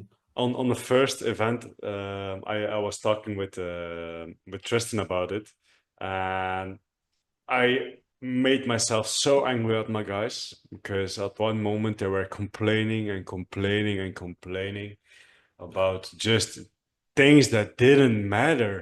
Yeah. Like, shut up and just get back on the field and make sure you play good. And we lost our two matches, the first two matches, and we ended our second match. I told my guys like, put your stuff away, go outside, and that's the only thing I said. I'm not like, come on, no, put your stuff away, go outside, and they know like, okay, if you're a smoker, take your cigarettes because it's gonna take long. I went outside. Everyone was there, and I started like, guys, it's very easy. And I didn't say too much. I was very easy. I said to the guys, listen up. If you are keep going and keep complaining about stupid things that don't matter, take your stuff, drive back home. I don't care. I don't want you here. And at that moment, you see dead silence.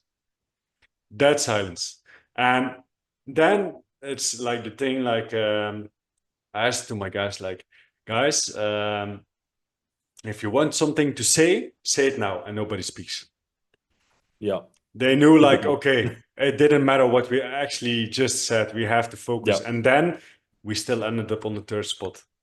exactly. So, You clapped back well. I remember the first seating. You guys snapped back, and it was mhm, a little bit of a statement performance as well, wasn't it? yeah, Like the first seating. the first sitting was definitely like a stadium performance. Like, that was the first time we had to play ECE, and was actually funny because we beat ECE 2 times on the same way, actually. But they did it against us the last Pro Series, so it was like a fair trade. Okay, GG's. GG's, That's GG's. that's pretty much it. Now we are Uh, tied. Hey, Now it's a but draw. the performance that EC also showed during the third seeding, goddamn. That was insane, I man. mean, But that was a the spectacle. the thing is, when you're only playing with the five man, the five starting man, the Mhm. synergy you create is insane. Yeah, it's perfect. You have nothing else to keep track of. No, Only the five of you. That's it. yeah, And and it might be more tiring, like physically, but man, you get in the zone, man. You yeah. get in the zone. And even right now with NSL, it became way easier. Like back in the time when you get a first degree, you couldn't play the remainder of the match and the next match, but you had to play with four guys. And that's what I like the most. Like right now, if you get a first degree with a major, it's still a heavy penalty. But with a first degree, you have to play for 3 rounds with three guys.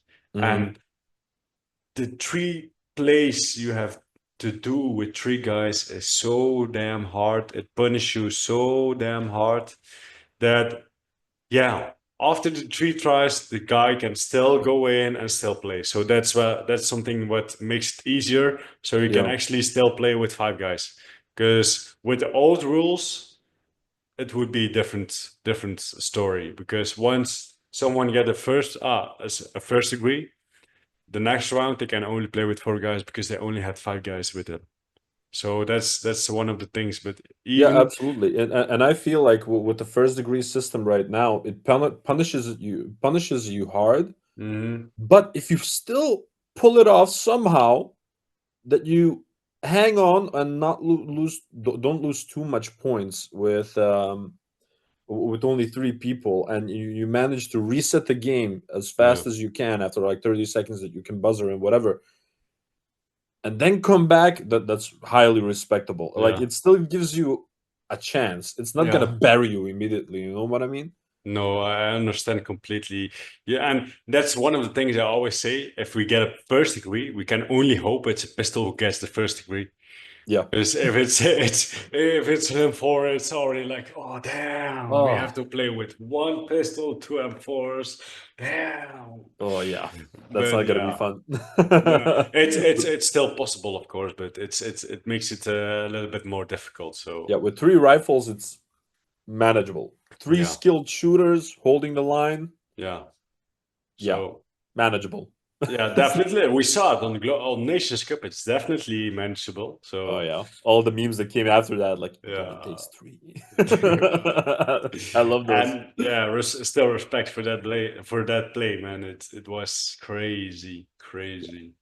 Very So entertaining to watch as well. yeah, definitely. Okay, Adi. I have one big question for you. Mhm, You commentated already Nations Cup. You commentated globals, and I mhm. think the no, last Pro Series you didn't. Sorry. No, Um, a couple of 3v3s and also okay. like the Funk Up and whatever. What is one moment where you what one of your favorite moments? Like one moment that always stays in your head. Like damn shit, that was a hell of a funny moment. As a commentator, you mean? Yeah, as a commentator. Um, I would say as definitely that part with Matt, watching Belgium play. I'm incredibly proud of my countrymen, and Well, it's not as much funny as sort of emotional in a sense. I remember the first game that Belgium played, and I came outside and I saw all of you guys like around the table, and you were rallied, but you guys were rather insecure, right? You were wearing the weight on your shoulders of the two gold stars Yeah. of Belgium of the previous 2 years, and it was this really high performing machine of a team, but that was emotionally insecure. And I talked with you guys, and like, you have no idea how much people are actually rooting for you, how much people are impressed by your gameplay, how much ass you kick, and just the smiles of everyone. I remember specifically Jordi, like young one, aka young one, was like at me, really? Because we are just playing, and we sort of, we tried to do, we didn't have that much support, and left and right, and it was sort of heartbreaking for me that the Belgian team at that moment didn't realize how good they were, Yeah. and But it made me so happy that once I talked with you guys, that a couple of you were, sort yeah, of got patched cheering up. up. Yeah. Yeah, But I have to say, like, one of the the most annoying things for our first match on Nations Cup was not that we had to play South Africa, not at all, but we only played 2.5 minutes. yeah, It was it was a new country. We were completely locked in. They didn't stand a chance. We shot no, them almost all out of breakout. Our defense was, yeah, was kill yeah, one, it kill was two, off the kill cards. three. It was insane. And then we were like, okay, we're just gonna end the game because it was no there was no goal of playing the whole complete 15 minutes Yeah, because we will only make mistakes or show too much or get to know the field. We just trained finish on the the game field. and Yeah, finish the game and just go back, go upstairs and watch the next game. yeah, grab a drink. It's way too hot, and it was hot as I hell was during hot as nations. hell. Yeah, I My was God, definitely hot. it was Yeah. super duper hot. Oh, Shit. dude, and also like in the commentary booth, by the way, right now it's completely fit with soundproofing foam Yeah. around, but in the summer, that um it takes away all of the moisture from the air, Yeah. so it's like this really hot and heavy sort of air Yeah. there. you know And the thing is, like, in the Netherlands, in the real strike, it's getting very humid over there yeah, with complete wet field and everything. And I can say, for me, it's okay. I don't have too much problems with it because I used to be an athlete, and I'm used to this kind of weather. And I can say I had one time and I was doing an European event in Germany, and it was around 40 degrees on a hill in the blank sun. oh, And you have to know what I did was BMX race. So full face helmet, protection everywhere, everything from clothes was on. That was insane. There was I can completely imagine. sun on you. Damn, I never. Phew, I was just you wrote like one round and it was like, okay, helm off, all clothes off, just give me a wet blanket or something because I'm melting, man. I'm melting. You were sweating from places you didn't even know you had. Yeah, it's oh What do you think is well harder in the arena, like playing in the middle of winter like now, or in the middle of summer? Because right um, now it's also like really really tough. It's yeah. when you spray it with the water, it's freezing cold. It's and you then you get wet. Yeah. Oof. The thing is, like I said, last Sunday we had, yesterday actually, we had training in Real Strike. And one of the things I once had, like I said, it was a story I told yesterday. 1 year ago, there was pickup games in Real Strike. It was pickup games Christmas edition. And we were like, hey guys, with four guys of Hakai, we were like, hey guys, come on, we're gonna go to the pickup games, and I still have the picture of it. We're gonna buy all like Santa suits, and we're gonna play in the Mm. Santa suits. Worst idea ever. We slide once, and the complete suit was gone. But we were like, Oh, hey, it's gonna be a nice day. It's gonna be a lot of people. There weren't a lot of people. The problem was it was so damn cold. We it played on was. a frozen field. A Yeah. frozen field. That's insane. Yeah, that's wicked. And I know. actually, Go, got so do you think like in the winter it's a bit it, like harder? to be honest, I think for people itself, for me, it doesn't matter that much. But I think for people playing in the summer is way more difficult just because of the humidity and yeah, the fatigue of some people and who are not used to it, not drinking enough, or Yeah. yeah, their physique is not as good as someone else because they are Hmm. not training on the right way and they are only training on the field but not outside the field. They Yeah. don't have any endurance. They are eating bad and all things like this. When it's hot, you need to make sure you take the right precautions, like Hmm. making sure you drink enough water, not enough. Don't play too much with water and for cooling you down because it's also not that good. Um, making I saw sure a player during nations like pour water yeah, down his yeah, but pants. it's it can help. Like the best thing you can do, like I have the Carbon Pro upper, the top, Hmm. the complete thing. But Yeah. the funny thing is, once you are playing in the summer, it's completely soaked. It's hella cold. It's hella cold. So you do it off, then you put it back on, and you are refreshed immediately. Really? It's so cold of the sweat that it doesn't have the time to dry up. So Yeah. you just put it back on and it's like it's freezing, but you are ready to go again. You're It's ready to rip. Yeah, Carbon has really dope technology. I love yeah. those slide, well, three-quarter shorts. You know, those slide Yeah, shorts as well. the CC bottoms, yeah. Yeah, I'm trying to eliminate as much padding as I can for my kid, and a lot of that is carbon as well because it's nice and sleek, but it has the Hmm. padding where it's necessary, right? Yeah, definitely. And their technology, Walker is well, I'm not sure whether Walker is the only guy, of course, but he's really kicking ass. I like him. Yeah, Walker. I just received an email from him before the podcast. Walker is a hell of a nice dude, man. Yeah, I he's love him so incredible. much. We worked right now, I think like 1 year or maybe already 2 years with Carbon. And yeah, he's always ready to help us and where it's needed. Actually, I hoped we could meet this year.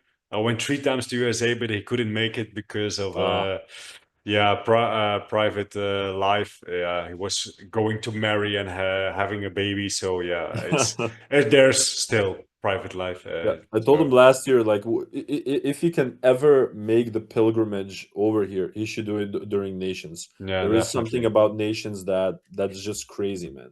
I'm gonna send Nations him is right away, like I did this year. If he comes to Nations Cup, I'm gonna take him like I did with the US guys. I'm gonna take him to Amsterdam. He's gonna have a good time with me, definitely. we have to take those people also to like Belgium. The border is only a Yeah. couple of minutes away, you know. Let's get Definitely. some Belgian fries and Belgian beer in their system. Let's get it, Funny story. I'm not sure if you know Vava from our team, of of course. course. The thing is, most majority of the time when we had training or tournaments or anything, I always told him like Vava in the beginning when he joined the team, Vava, I know you're from Paris. Don't worry, I got your back. If you come over to training, I will always make sure we do like a training weekend so we can get the most out of it. And don't worry about any place to sleep. Crash at my place, no worries. Yeah. And the thing is, when I moved to my own apartment right now, when he crashed at my place, the only thing he's asking for is for the Belgian fries, and especially the stoofvlees. Oh, He let's get it. says, I mean that is pretty unique. Let's just say it, man. yeah, it's the best thing. It's, to be honest, just the fries with the stoofvlees sauce and how we say it, a hoekwaksken of mayonaise erop. En een It's goeie perfect. kwakske. A Maya. hoekwaksken. It's the best thing you can ever get in Belgium, and Love of it. course with a good Belgian beer. So Absolutely. I mean, but here's the question. What waffles are best, Musha? we have the Liège waffles and the Brussels waffles. Exactly. If I'm sure, the waffles from Liège Mhm. are with more sugar inside. Yeah, they're like Yeah, thicker and with more sugar, like yeah, clumps of sugar. that are the Yeah, best ones. those are your favorite ones. Yeah, that are my favorite ones. All right, all right, all right, all right. Do If you you, take anything on top, like some whipped cream or no, even just without anything, just the way it is? oh, just the way it is. It's so delicious. The other ones is also good, but then you need like a topping, like chocolate or strawberries or some whipped cream or anything. Yeah, Oh man, just when there's powdered sugar on them in the yeah, middle of winter and yeah. it blows up in your face. Oh, damn. That's the best It's and the worst. I remember the first time I went over to USA. I brought like the real Belgian chocolate, and I gave it to Nikki, the wife of Adam, Oh yeah. and it Shout out was Nikki. shout out Nikki, big shout out to Nikki, and it was like the Côte d'Or, but the fondant. It's Oh, like, bro, I gave it to her, and she said to me like, "Why is it so heavy?" I said like, "Yeah, it's just chocolate." Was she couldn't believe how delicious it was. I said like, "Yeah, that's a real Belgian chocolate. Yeah, it's just hell yeah, it's the man. best." So It's the best. Oh, or we should give them some pralines from Leonidas as well next time. yeah, most of the time, when I went over to USA, Beaver, Pistol always beeves. pistol beef. He always gets me some stuff from USA, and I always bring him some sweets. And like the last time when I went to Globals, I totally forgot it. I was like, damn, and I was at the airport like asking my guys like, damn, I still need the sweets, and I was searching for it, and then I saw the Cuberdons, and I Oh, said like, oh, I need to make sure he has these ones. Cuberdons is like the real Belgium thing, neuskus we call it, the noses from Ghent, right? from Helmond, or where I'm from, Eeklo. It's Oh, like always a fight between Gent and Eeklo. they always say Gentse neusjes. Yeah, but don't say it in Eeklo because otherwise you can get in a I, fight, eh? I won't. I won't. Do you know what you should say to Vava next time that you see him? I don't know. Have So, you heard? Have you heard about the war about pain au chocolat? pain au chocolat? Yeah. So people from Paris call Yeah. them pain au chocolat, but there are certain regions that call them chocolatien, and Oh. apparently they get really pissed about that in Paris. Okay, damn. So, Yeah, yeah. Like Vava, if you see this, fact check it because I really want to know. Like, damn, this is actually a good story. Damn. yeah, chocolatier. Really, when you Google it, you can see that like fights erupt in the streets Yeah. of Paris because of this. It's Shit. crazy. Damn. Okay. Chocolatier. So if you want to piss off Fava, you can always say that. Okay, damn. Um, Adi, we are going a little bit on the sidetrack, but it doesn't matter, man. We are I having fun. apologize. Um, One of the questions, if you have some personal goals just as a player for this year, because your second year, you learned already a lot, but are there some personal improvements you want to achieve? Maybe for yourself, maybe to become a better team player, teammate? Yeah. Take me with you. Listen, I'm the captain now from the team. Okay. and all I all I want to do is my primary goal is to keep the guys together and keep them, motivated and Yeah. driven and everything else. And if I manage to do that, and then everything else in terms of performance, it'll get there. Yeah. I want to keep what we have right now, and I want to keep the guys happy and And keep, satisfied. yeah, and keep Yeah, building on that.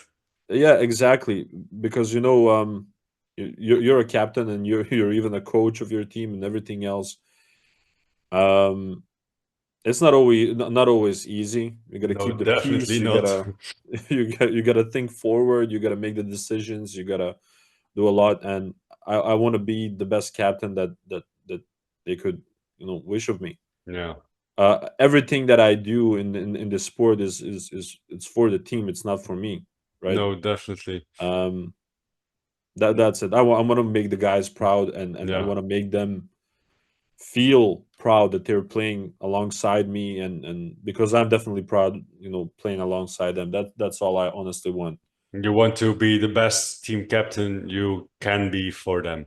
Exactly. Actually, okay, That's damn. like mainly it, I think. And But everything else will be a result of that. yeah, of course, definitely. And like I said in the beginning of the whole episode, the thing is, if your guys believe in you, you believe in yourself, and the results will come from itself. It's as easy as that. But they need to believe in their leader. And you saw, even when you said it, like when I smashed the wall, I was Mhm. angry. I was so damn angry. And I went back inside. I started talking to my guys, and everyone was dead silent. But they Yeah, believe in me, and they know, like, okay, Mush is talking. We need to listen. What are we going to do? And yeah, I think you are a good person for that, Adi. I know you're already yeah. for some Thanks, time, man. right? And yeah, I Uh, believe in you, man. You can do this definitely. Thanks, So bro. I appreciate you. Like I said, that's all I really want. It's yeah. it's a challenge, and you put a lot of time and effort into it, like in the sport generally speaking, and not only me. It's like everyone that plays this, they do a lot. But as a Mm-hmm. captain, it's like double that. Mm-hmm. You're doing Yeah. a lot of the administration, you're doing a lot of the communication and everything else, and I don't give a crap, if I have to do all of those things, as long as we keep what we have, you know. Yeah, and as long as they respect what you are doing, and yeah, just in the whole Exactly. thing, the Like, thing, as long as one they of trust me, we'll be good. one of the things I can see right now is like one tip I will give you from captain to captain: have patience, have patience, Oh, because oh, that's a tall there, order. there, guys in airsoft are all grown-ups, but at some point, oh, they are all Yeah, childs. But no, I still love all my guys. They are such great people. But sometimes you just have to have patience and just, yeah, I'll talk with try. them. Yeah, I'll have try. patience. That's the biggest tip I can give you, man. I'll definitely try. But right uh, now they're trusting me, they're following me, and the we are legion. Okay, damn, that's good, man. I have one last question for you, and Mhm. I said it to you in the beginning, before we went over live. Mhm. Um, Not everyone knows, but Adi, you are from the Balkan. Yeah, Yeah. yeah. Um, I don't think it's a typical name, Adi Alic in Belgium. no, no. But one of the things, like my fiance is also from the Balkan, and she always Ooh. says to me, she's from my girlfriend is from Kosovo, Mhm. and she always says to me like, Mushe, why don't you start a company in Kosovo and start up a speedsoft airsoft thing over there? It will grow. How do you see? Like, I'm not sure. I never went to Kosovo yet. Um, and You should. you're, yeah, I definitely. Normally this year, I will finally go to Kosovo. Let's All right. hope. Normally we will go. Oh man, Um, definitely. but Adi, you are from where I'm from exactly? Bosnia. I'm Bosnia. from Bosnia Herzegovina. Um, this how is airsoft going in Bosnia? Is it Well, it's is there something or yeah, it's actually funny that you said, but a little bit about the Balkans, generally speaking, they have a lot of nature, right? Hmm, Like super duper much nature, like woods, mountains, everything that you can think of. And we have seen a huge rise of airsoft fields, companies, even stores. okay, That have a lot of gear, like, and we're talking about top notch gear like VFC, Umarex, things like that. They're just selling okay, locally, but okay. I don't think that they're on the level of Speedsoft yet. No. They're mainly doing that Milsim thing because they have the territory to do it. Yeah, They definitely. have a lot of really really cool, like, abandoned buildings, pieces of forest, and things like that. They have, in terms of territory, one of the coolest things that you could Yeah. ever see, and they're mainly doing that. I know they have thousands of club members. They're like Okay. building communities, things like that. They're doing it more from that angle. I think they're doing it a little bit like Delta is doing it here. Like Okay. Delta has a field, but they're also like a club, Yeah. and that's what they're creating. They're like gathering a lot of club members and then playing all together that way. Okay. Okay. Okay. But it's Okay. definitely there. I also know Okay. in Croatia that they have some really cool ones as well. Yeah. Shit. Slovenia for a fact. Even Novric has actually went and played in Slovenia, Okay. Yeah. but The for mainly the Milsim thing. so actually also for listeners who don't know, Balkan is a word for like a couple of countries where under Bosnia, Kosovo, Albania, Serbia, Croatia. I can. There are some more. Montenegro. Yeah, you know it better than me, of course. Uh, but no, the thing is, in the Balkan, the old Yugoslavia, Yugoslavic. Not so long ago there was a war, so the countries over there are still building up the cities and the whole culture. And I can Definitely. imagine, like like you just said, in Bosnia, just airsoft fields abundant. Yeah, just areas, the woods, the buildings. I think it will be a hell of an experience over there. Yeah, 100%. And listen, like, up until the Yugoslavian wars, the civil wars over there, um, being a soldier was mandatory. They had like what's it called, military obligations. They Yeah, had to go to the yeah. every male had to go to the military. So like, That, yeah, I'm gonna say it in Dutch, dienstplicht. yeah, I'm not exactly. sure for Military duty, yeah, kind of like is that. that it? Yeah. Yeah, something like that.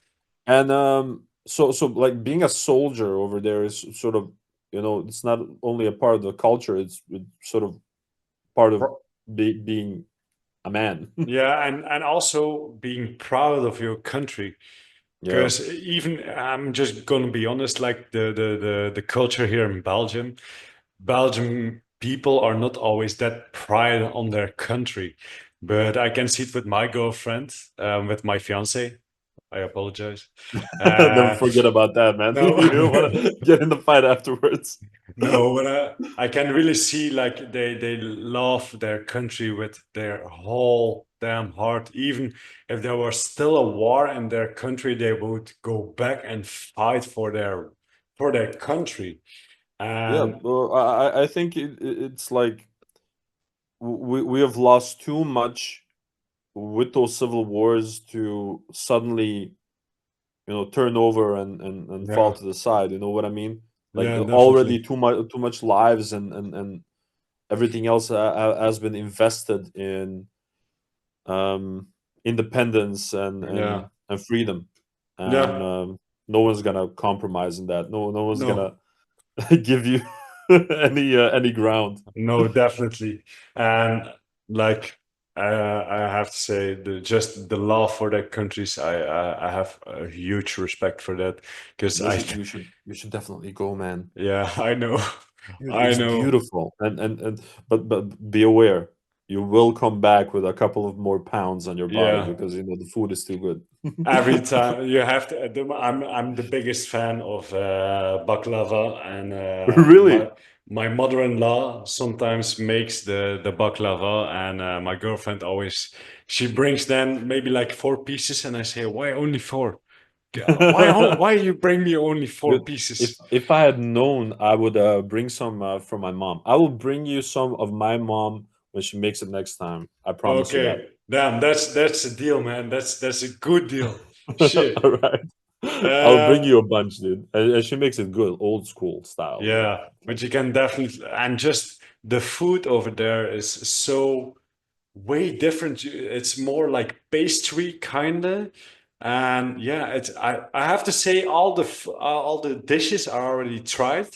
When my girlfriend brought me, it's oh, I like it. I like there it. was so I gotta be completely honest.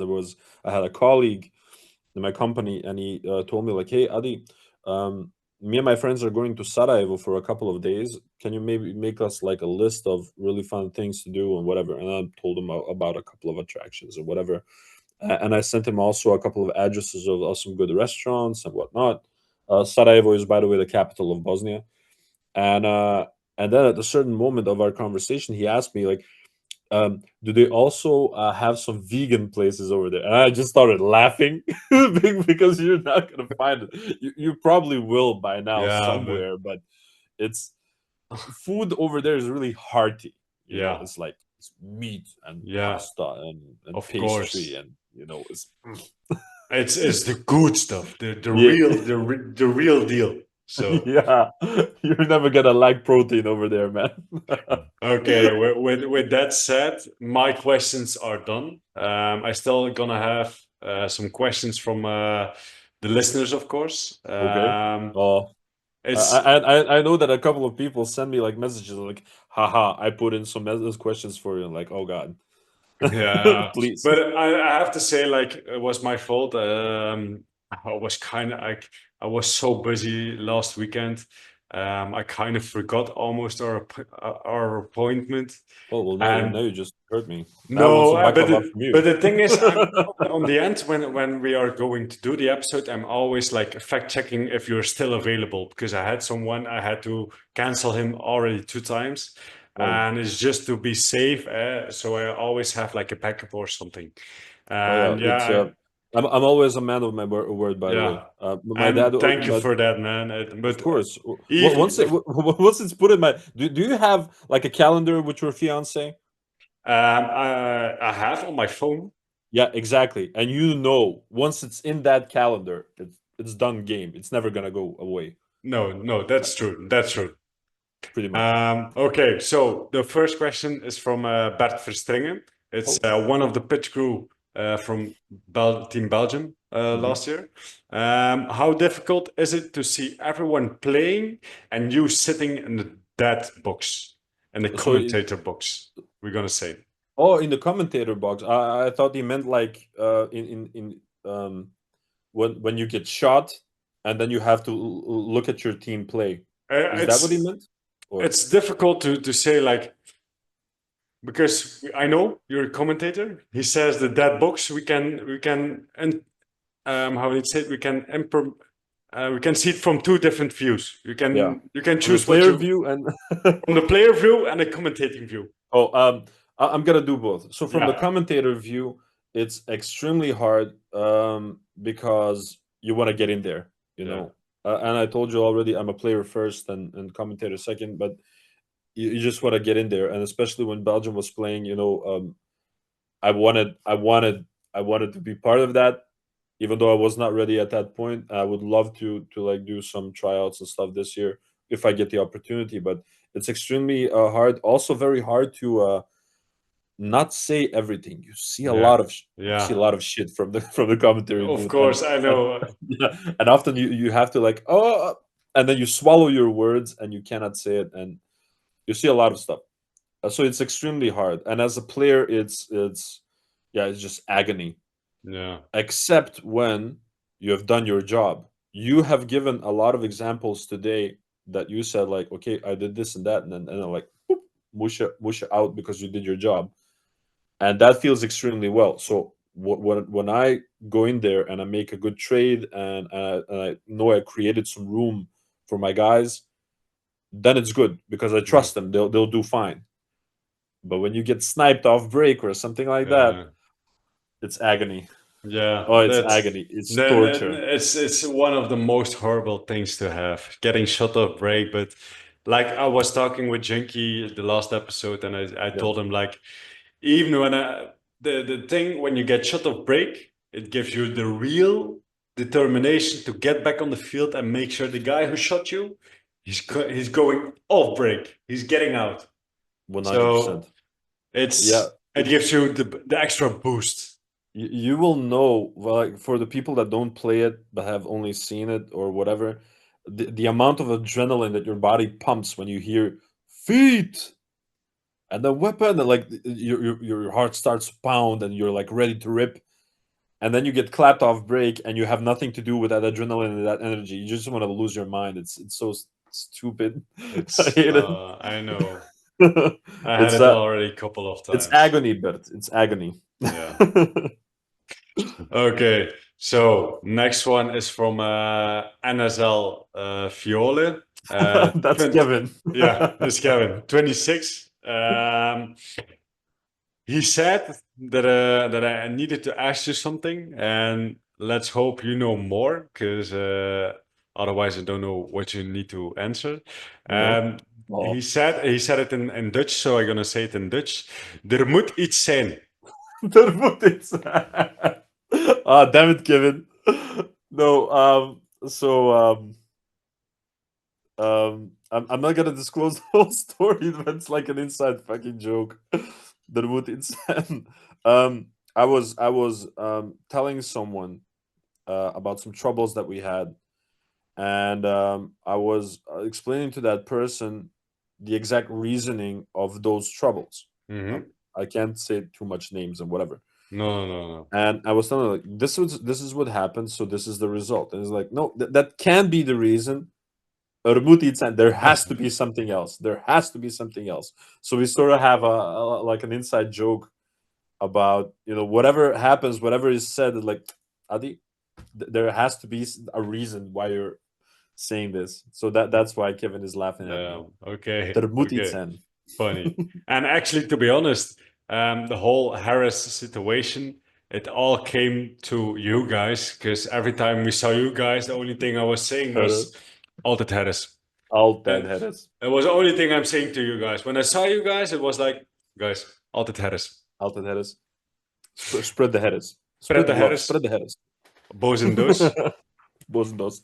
Hashtag Bozendos. Hashtag boos en doos. We gotta find some new ones. Yeah, definitely. Next one is from Guterres. Hola. Lars. Yeah, I'm very bad in pronunciation. So, how was Gutierrez. that? How was the experience commentating globals? And do you see yourself standing there soon? Yeah, Globals was absolutely incredible. Like I said, I really felt with the teams that were kicking each other's asses over there that they deserved to be there. You know what I mean? So I had this.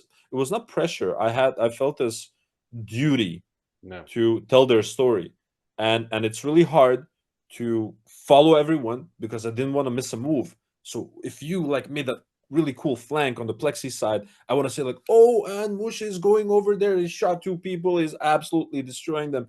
I want to say that because if I don't say that, then I feel bad because I missed something. So Yeah. I felt like it was a duty from my side to tell your story and give you the spotlight that you deserve.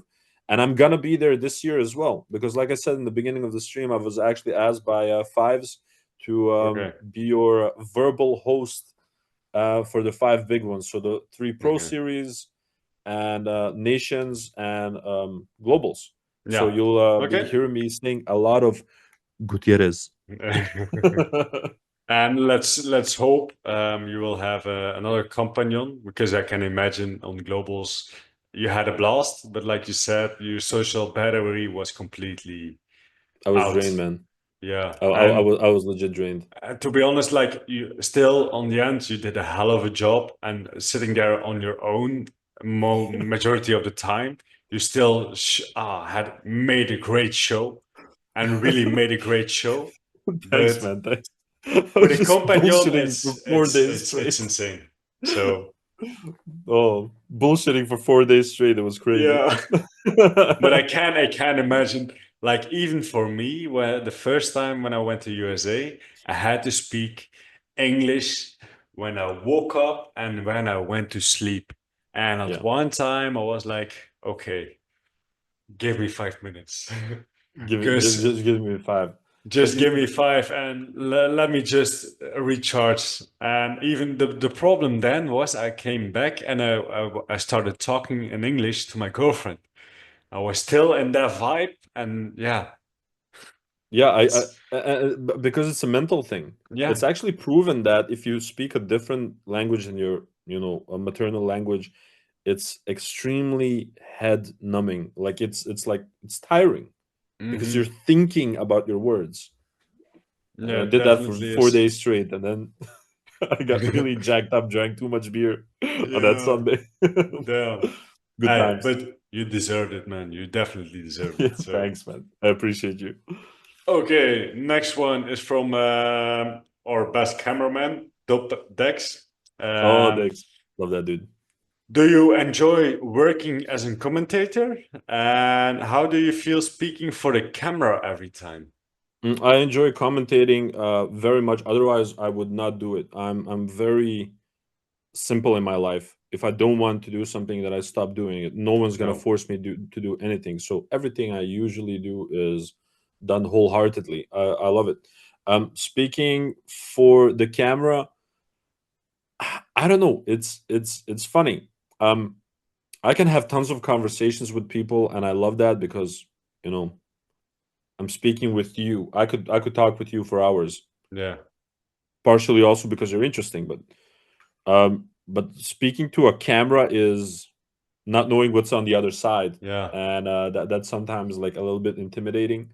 hmm And like I said, my favorite compliment that I ever had was from the NABV that they told me that I was impartial and neutral and everything else, and I always try to do that. And it's a challenge sometimes when I say something, people interpret it maybe in a different way, and they think that I'm saying something else or whatever. You know what I mean? Yeah. Even though I'm always neutral, Yeah. because people who are watching the game, they have a preference. Like imagine freaking Saviors playing against, I don't even know, Wolves, and I say like, oh yeah, and Sonny clapped him and it was awesome, and then someone from who was watching from the Wolves friends or family is like, yeah, that was totally cheating. What the hell are you saying, Adi? You know what I mean? Yeah, They definitely. are partial, but I'm impartial. I just interpret, and that's sometimes very challenging. And it's just by choosing the right words. And what I'm saying, like you just said, like yeah, he just completely blasted him down. If you are saying it like this, it feels different. Yeah, And then oh damn, and he gets shot, and oh he's moving up. It's way different. I And know, but and I have a counter argument. okay, It was you actually who changed my mind. Well, not changed my mind, sort of made me realize you you made a lot of headers on the field, and it was a little bit of a drama on that second seating and left and right. And then we came into the dressing room, and then you were all completely calm. You were laughing and whatever. I was like, Musha, are you okay? And you told me like, hey, this is a spectator sport. You gotta make it entertaining. And exactly at that moment, I was like, well, fuck me, that guy is actually right. And at that moment, I also started to make it a little bit more entertaining in the stream and everything else. That it was legit from that moment that you and I had that small talk. yeah. I thought it was And the one of the things is I'm not entertaining, but it's more like mind games I'm talking about. And yeah, that too. I can like the last times I played against ECE because I saw them a lot, and the last events I saw them on Pro Series 3, I saw them on US Championships, and then I saw them on globals. So I had to play them a couple of times. And I was just shit talking on them, like, take your hits during the game, and all things like this. And after the game was done, I just went up to Tristan, to DJ. I said, like, I can be a dick, but now we are friends. Yeah, I mean, but that is an interesting analogy, right? Like um the mind games part, 100%. That you should not mess with mind games. It was Sonny from the Saviors who taught us that mental fortitude is one of the most important parts of of the Hmm. sport. It's crazy, but it's still also a spectator sport. Hmm. People are looking at you to, it's got to be fun, it's got to be entertaining. If you want me to say the entire time, so yeah, Mushi just shot him and Mushi is now going to the D2, or no one's gonna watch that shit, you No, know. definitely not. You No, gotta that's true. That's true. you gotta give No. it spirit, some soul. Yeah, some spiciness. You have to Yeah, put some spiciness on it. you gotta put the RS at least from And Jerez. yeah, the little bit of RS on the A little field bit. and No, you got to make it fun. yeah, of course. And on the end, as long as you have fun on the field, that's the most important thing. So why not? Yeah. Also, big shout out to Dubdex, like making the Yeah, most incredible footage in the game. I he really absolutely love him. does. He's incredible. It gives us like a different. It gives more. How I need to say it. It gives more credits to the Snake players because majority of the time the Snake players don't never get the credits of getting filmed because they are most of the time not on the live stream. And right now with Dopex, with Dex, he films them and you can really see yourself on the Snake because playing a Snake is so damn hard and it gives so much dynamic and not everyone can play it and that No. makes it so difficult, but so that makes it so interesting to watch it too. So and Yeah, even 100%. But also like the moments, the dramatic shots that your guys yeah, are like standing in front of the breakout wall and it's like looking at you and like, yeah, and everyone's like super duper cool in their new jerseys. It's all thanks to Dex, man. yeah, definitely. And It I gives have to it. say Yeah. the one clip I like the most that he filmed was on US Championships. We were winning our finals for third and fourth spot. And one of my guys didn't had any air anymore. So I had the flag and I was like, okay, I'm just gonna give him the flag. And I just ran from home to the Dorito corner. I slide, I drop the flag, and I go immediately went out to another bunker. And it was just like the moment I slide in, drop it, and directly went out. It was so a nice shot. Yeah. He's And always on the right place at the right time. But the dude, he gets so much BBs to his body. I took a picture of him of on globals, and now he has like a customized apron, and at the base underneath the part that's very close to his nuts, it says, "I am not your target. Please don't shoot me." fair point, fair Dex, you're point. incredible, dude. I have another one from Dex. Mhm. He asked if you enjoyed the trip to USA. Okay, I'm gonna use this as an opportunity to give thanks and credit to everyone over there. So the trip was amazing; it was incredible. Very thankful to NSL to give me this opportunity. Had a great crew. The guys from Limber Shotguns who traveled also with us. Dubdex himself, of course. The airsoft dog who I traveled with. Shout out to Marcelino. I love you, dude. Um, but a huge and massive, heartfelt thank you and shout out to Lenny and Danielle, who Mm, with who we actually stayed. Lenny from Extreme Airsoft, of course, yeah. and Danielle as well. Um, to this day, I still talk about their hospitality, their kindness, their generosity, and everything else. Everyone was absolutely incredible there, but um, especially those two, they were absolutely mind numbing. They're amazing. Your kindness and your hospitality will never go unanswered. Whenever you're here, thank you very much. And that is sort of the indication that what kind of trip I had in the US. It was very humbling, Yeah, honestly. Like yeah, everything else on the side, the tournament and the players and the social engagement, I really enjoyed it there. It was really funny at certain parts. Like our yeah, trip to the supermarket was super freaking funny. But the way that people welcomed us and everything else, it was really something. And I really talk about that every time. Whenever someone asks me how America was, like tiring because we had a lot of work to do. We were there like every day from 7 o'clock in the morning to 10 p.m. And then we ate something and drank something, and then at like midnight we fell asleep, and then once again every day because we prepped some stuff and whatever, yeah. and finish off at the end. At the end, it was tiring, but I will never forget how incredibly humbling it was. So Okay, huge no. shout out to Lenny and Danielle. You And guys were incredible. I have to say, like the facility they own and they operate, it's so amazing. I have to say, when we were over there, the whole shop, just the field itself, I have to say, you never have cold or never have hot inside. It's always the right temperature.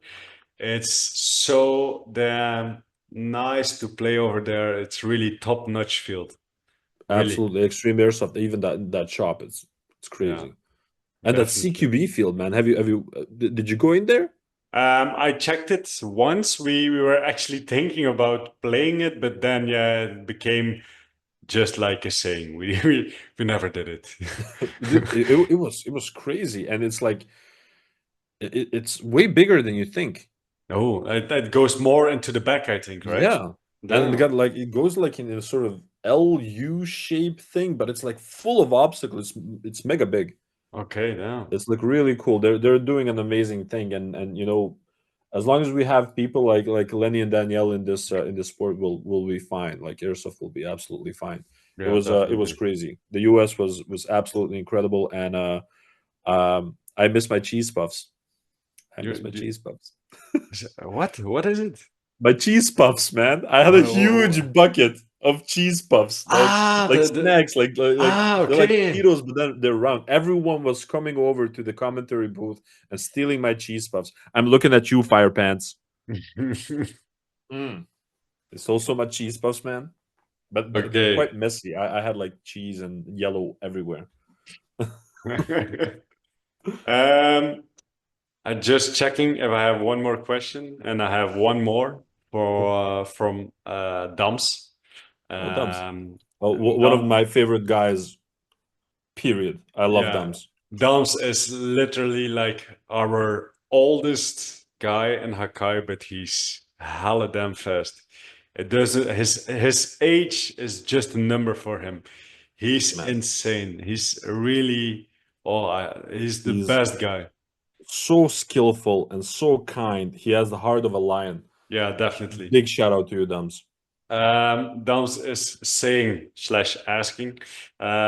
Just thank him for me. His comments are amazing. Thank you, man. I appreciate you. This is why I do it, man. It's Yeah, for the and grace and thanks of the players. and I'm gonna say it once again, Adi, damn, you are doing a hell of a job. It's so amazing, but I'm saying it really from my heart. It's so amazing to watch the stream and hearing you explain the game and talking about teams and how they are thinking during the game, or what kind of things they are planning, and just yeah, the whole complete thing. You are doing a great job, and I Thank you, hope brother. to see you this year a lot. And yeah, it's gonna be a nice year, definitely. I can't wait to give you guys the spotlight that you deserve. Legit. It's I gonna be one just hell of a year. I just gonna say you, Adi. It's very simple. I'm gonna make sure you can say Harris a lot of times. A whole lot of times. I'm gonna hold you to that. And I'm gonna bring you that baklava once I have it. Okay, that's perfect. Okay. Last but not least, Mm. Adi, if you want to give like a shout out now, the camera is yours. Oh, Just go for it, man.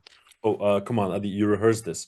I want a give a huge, massive shout out to my wife, Amila. You are the driving force of everything that I do.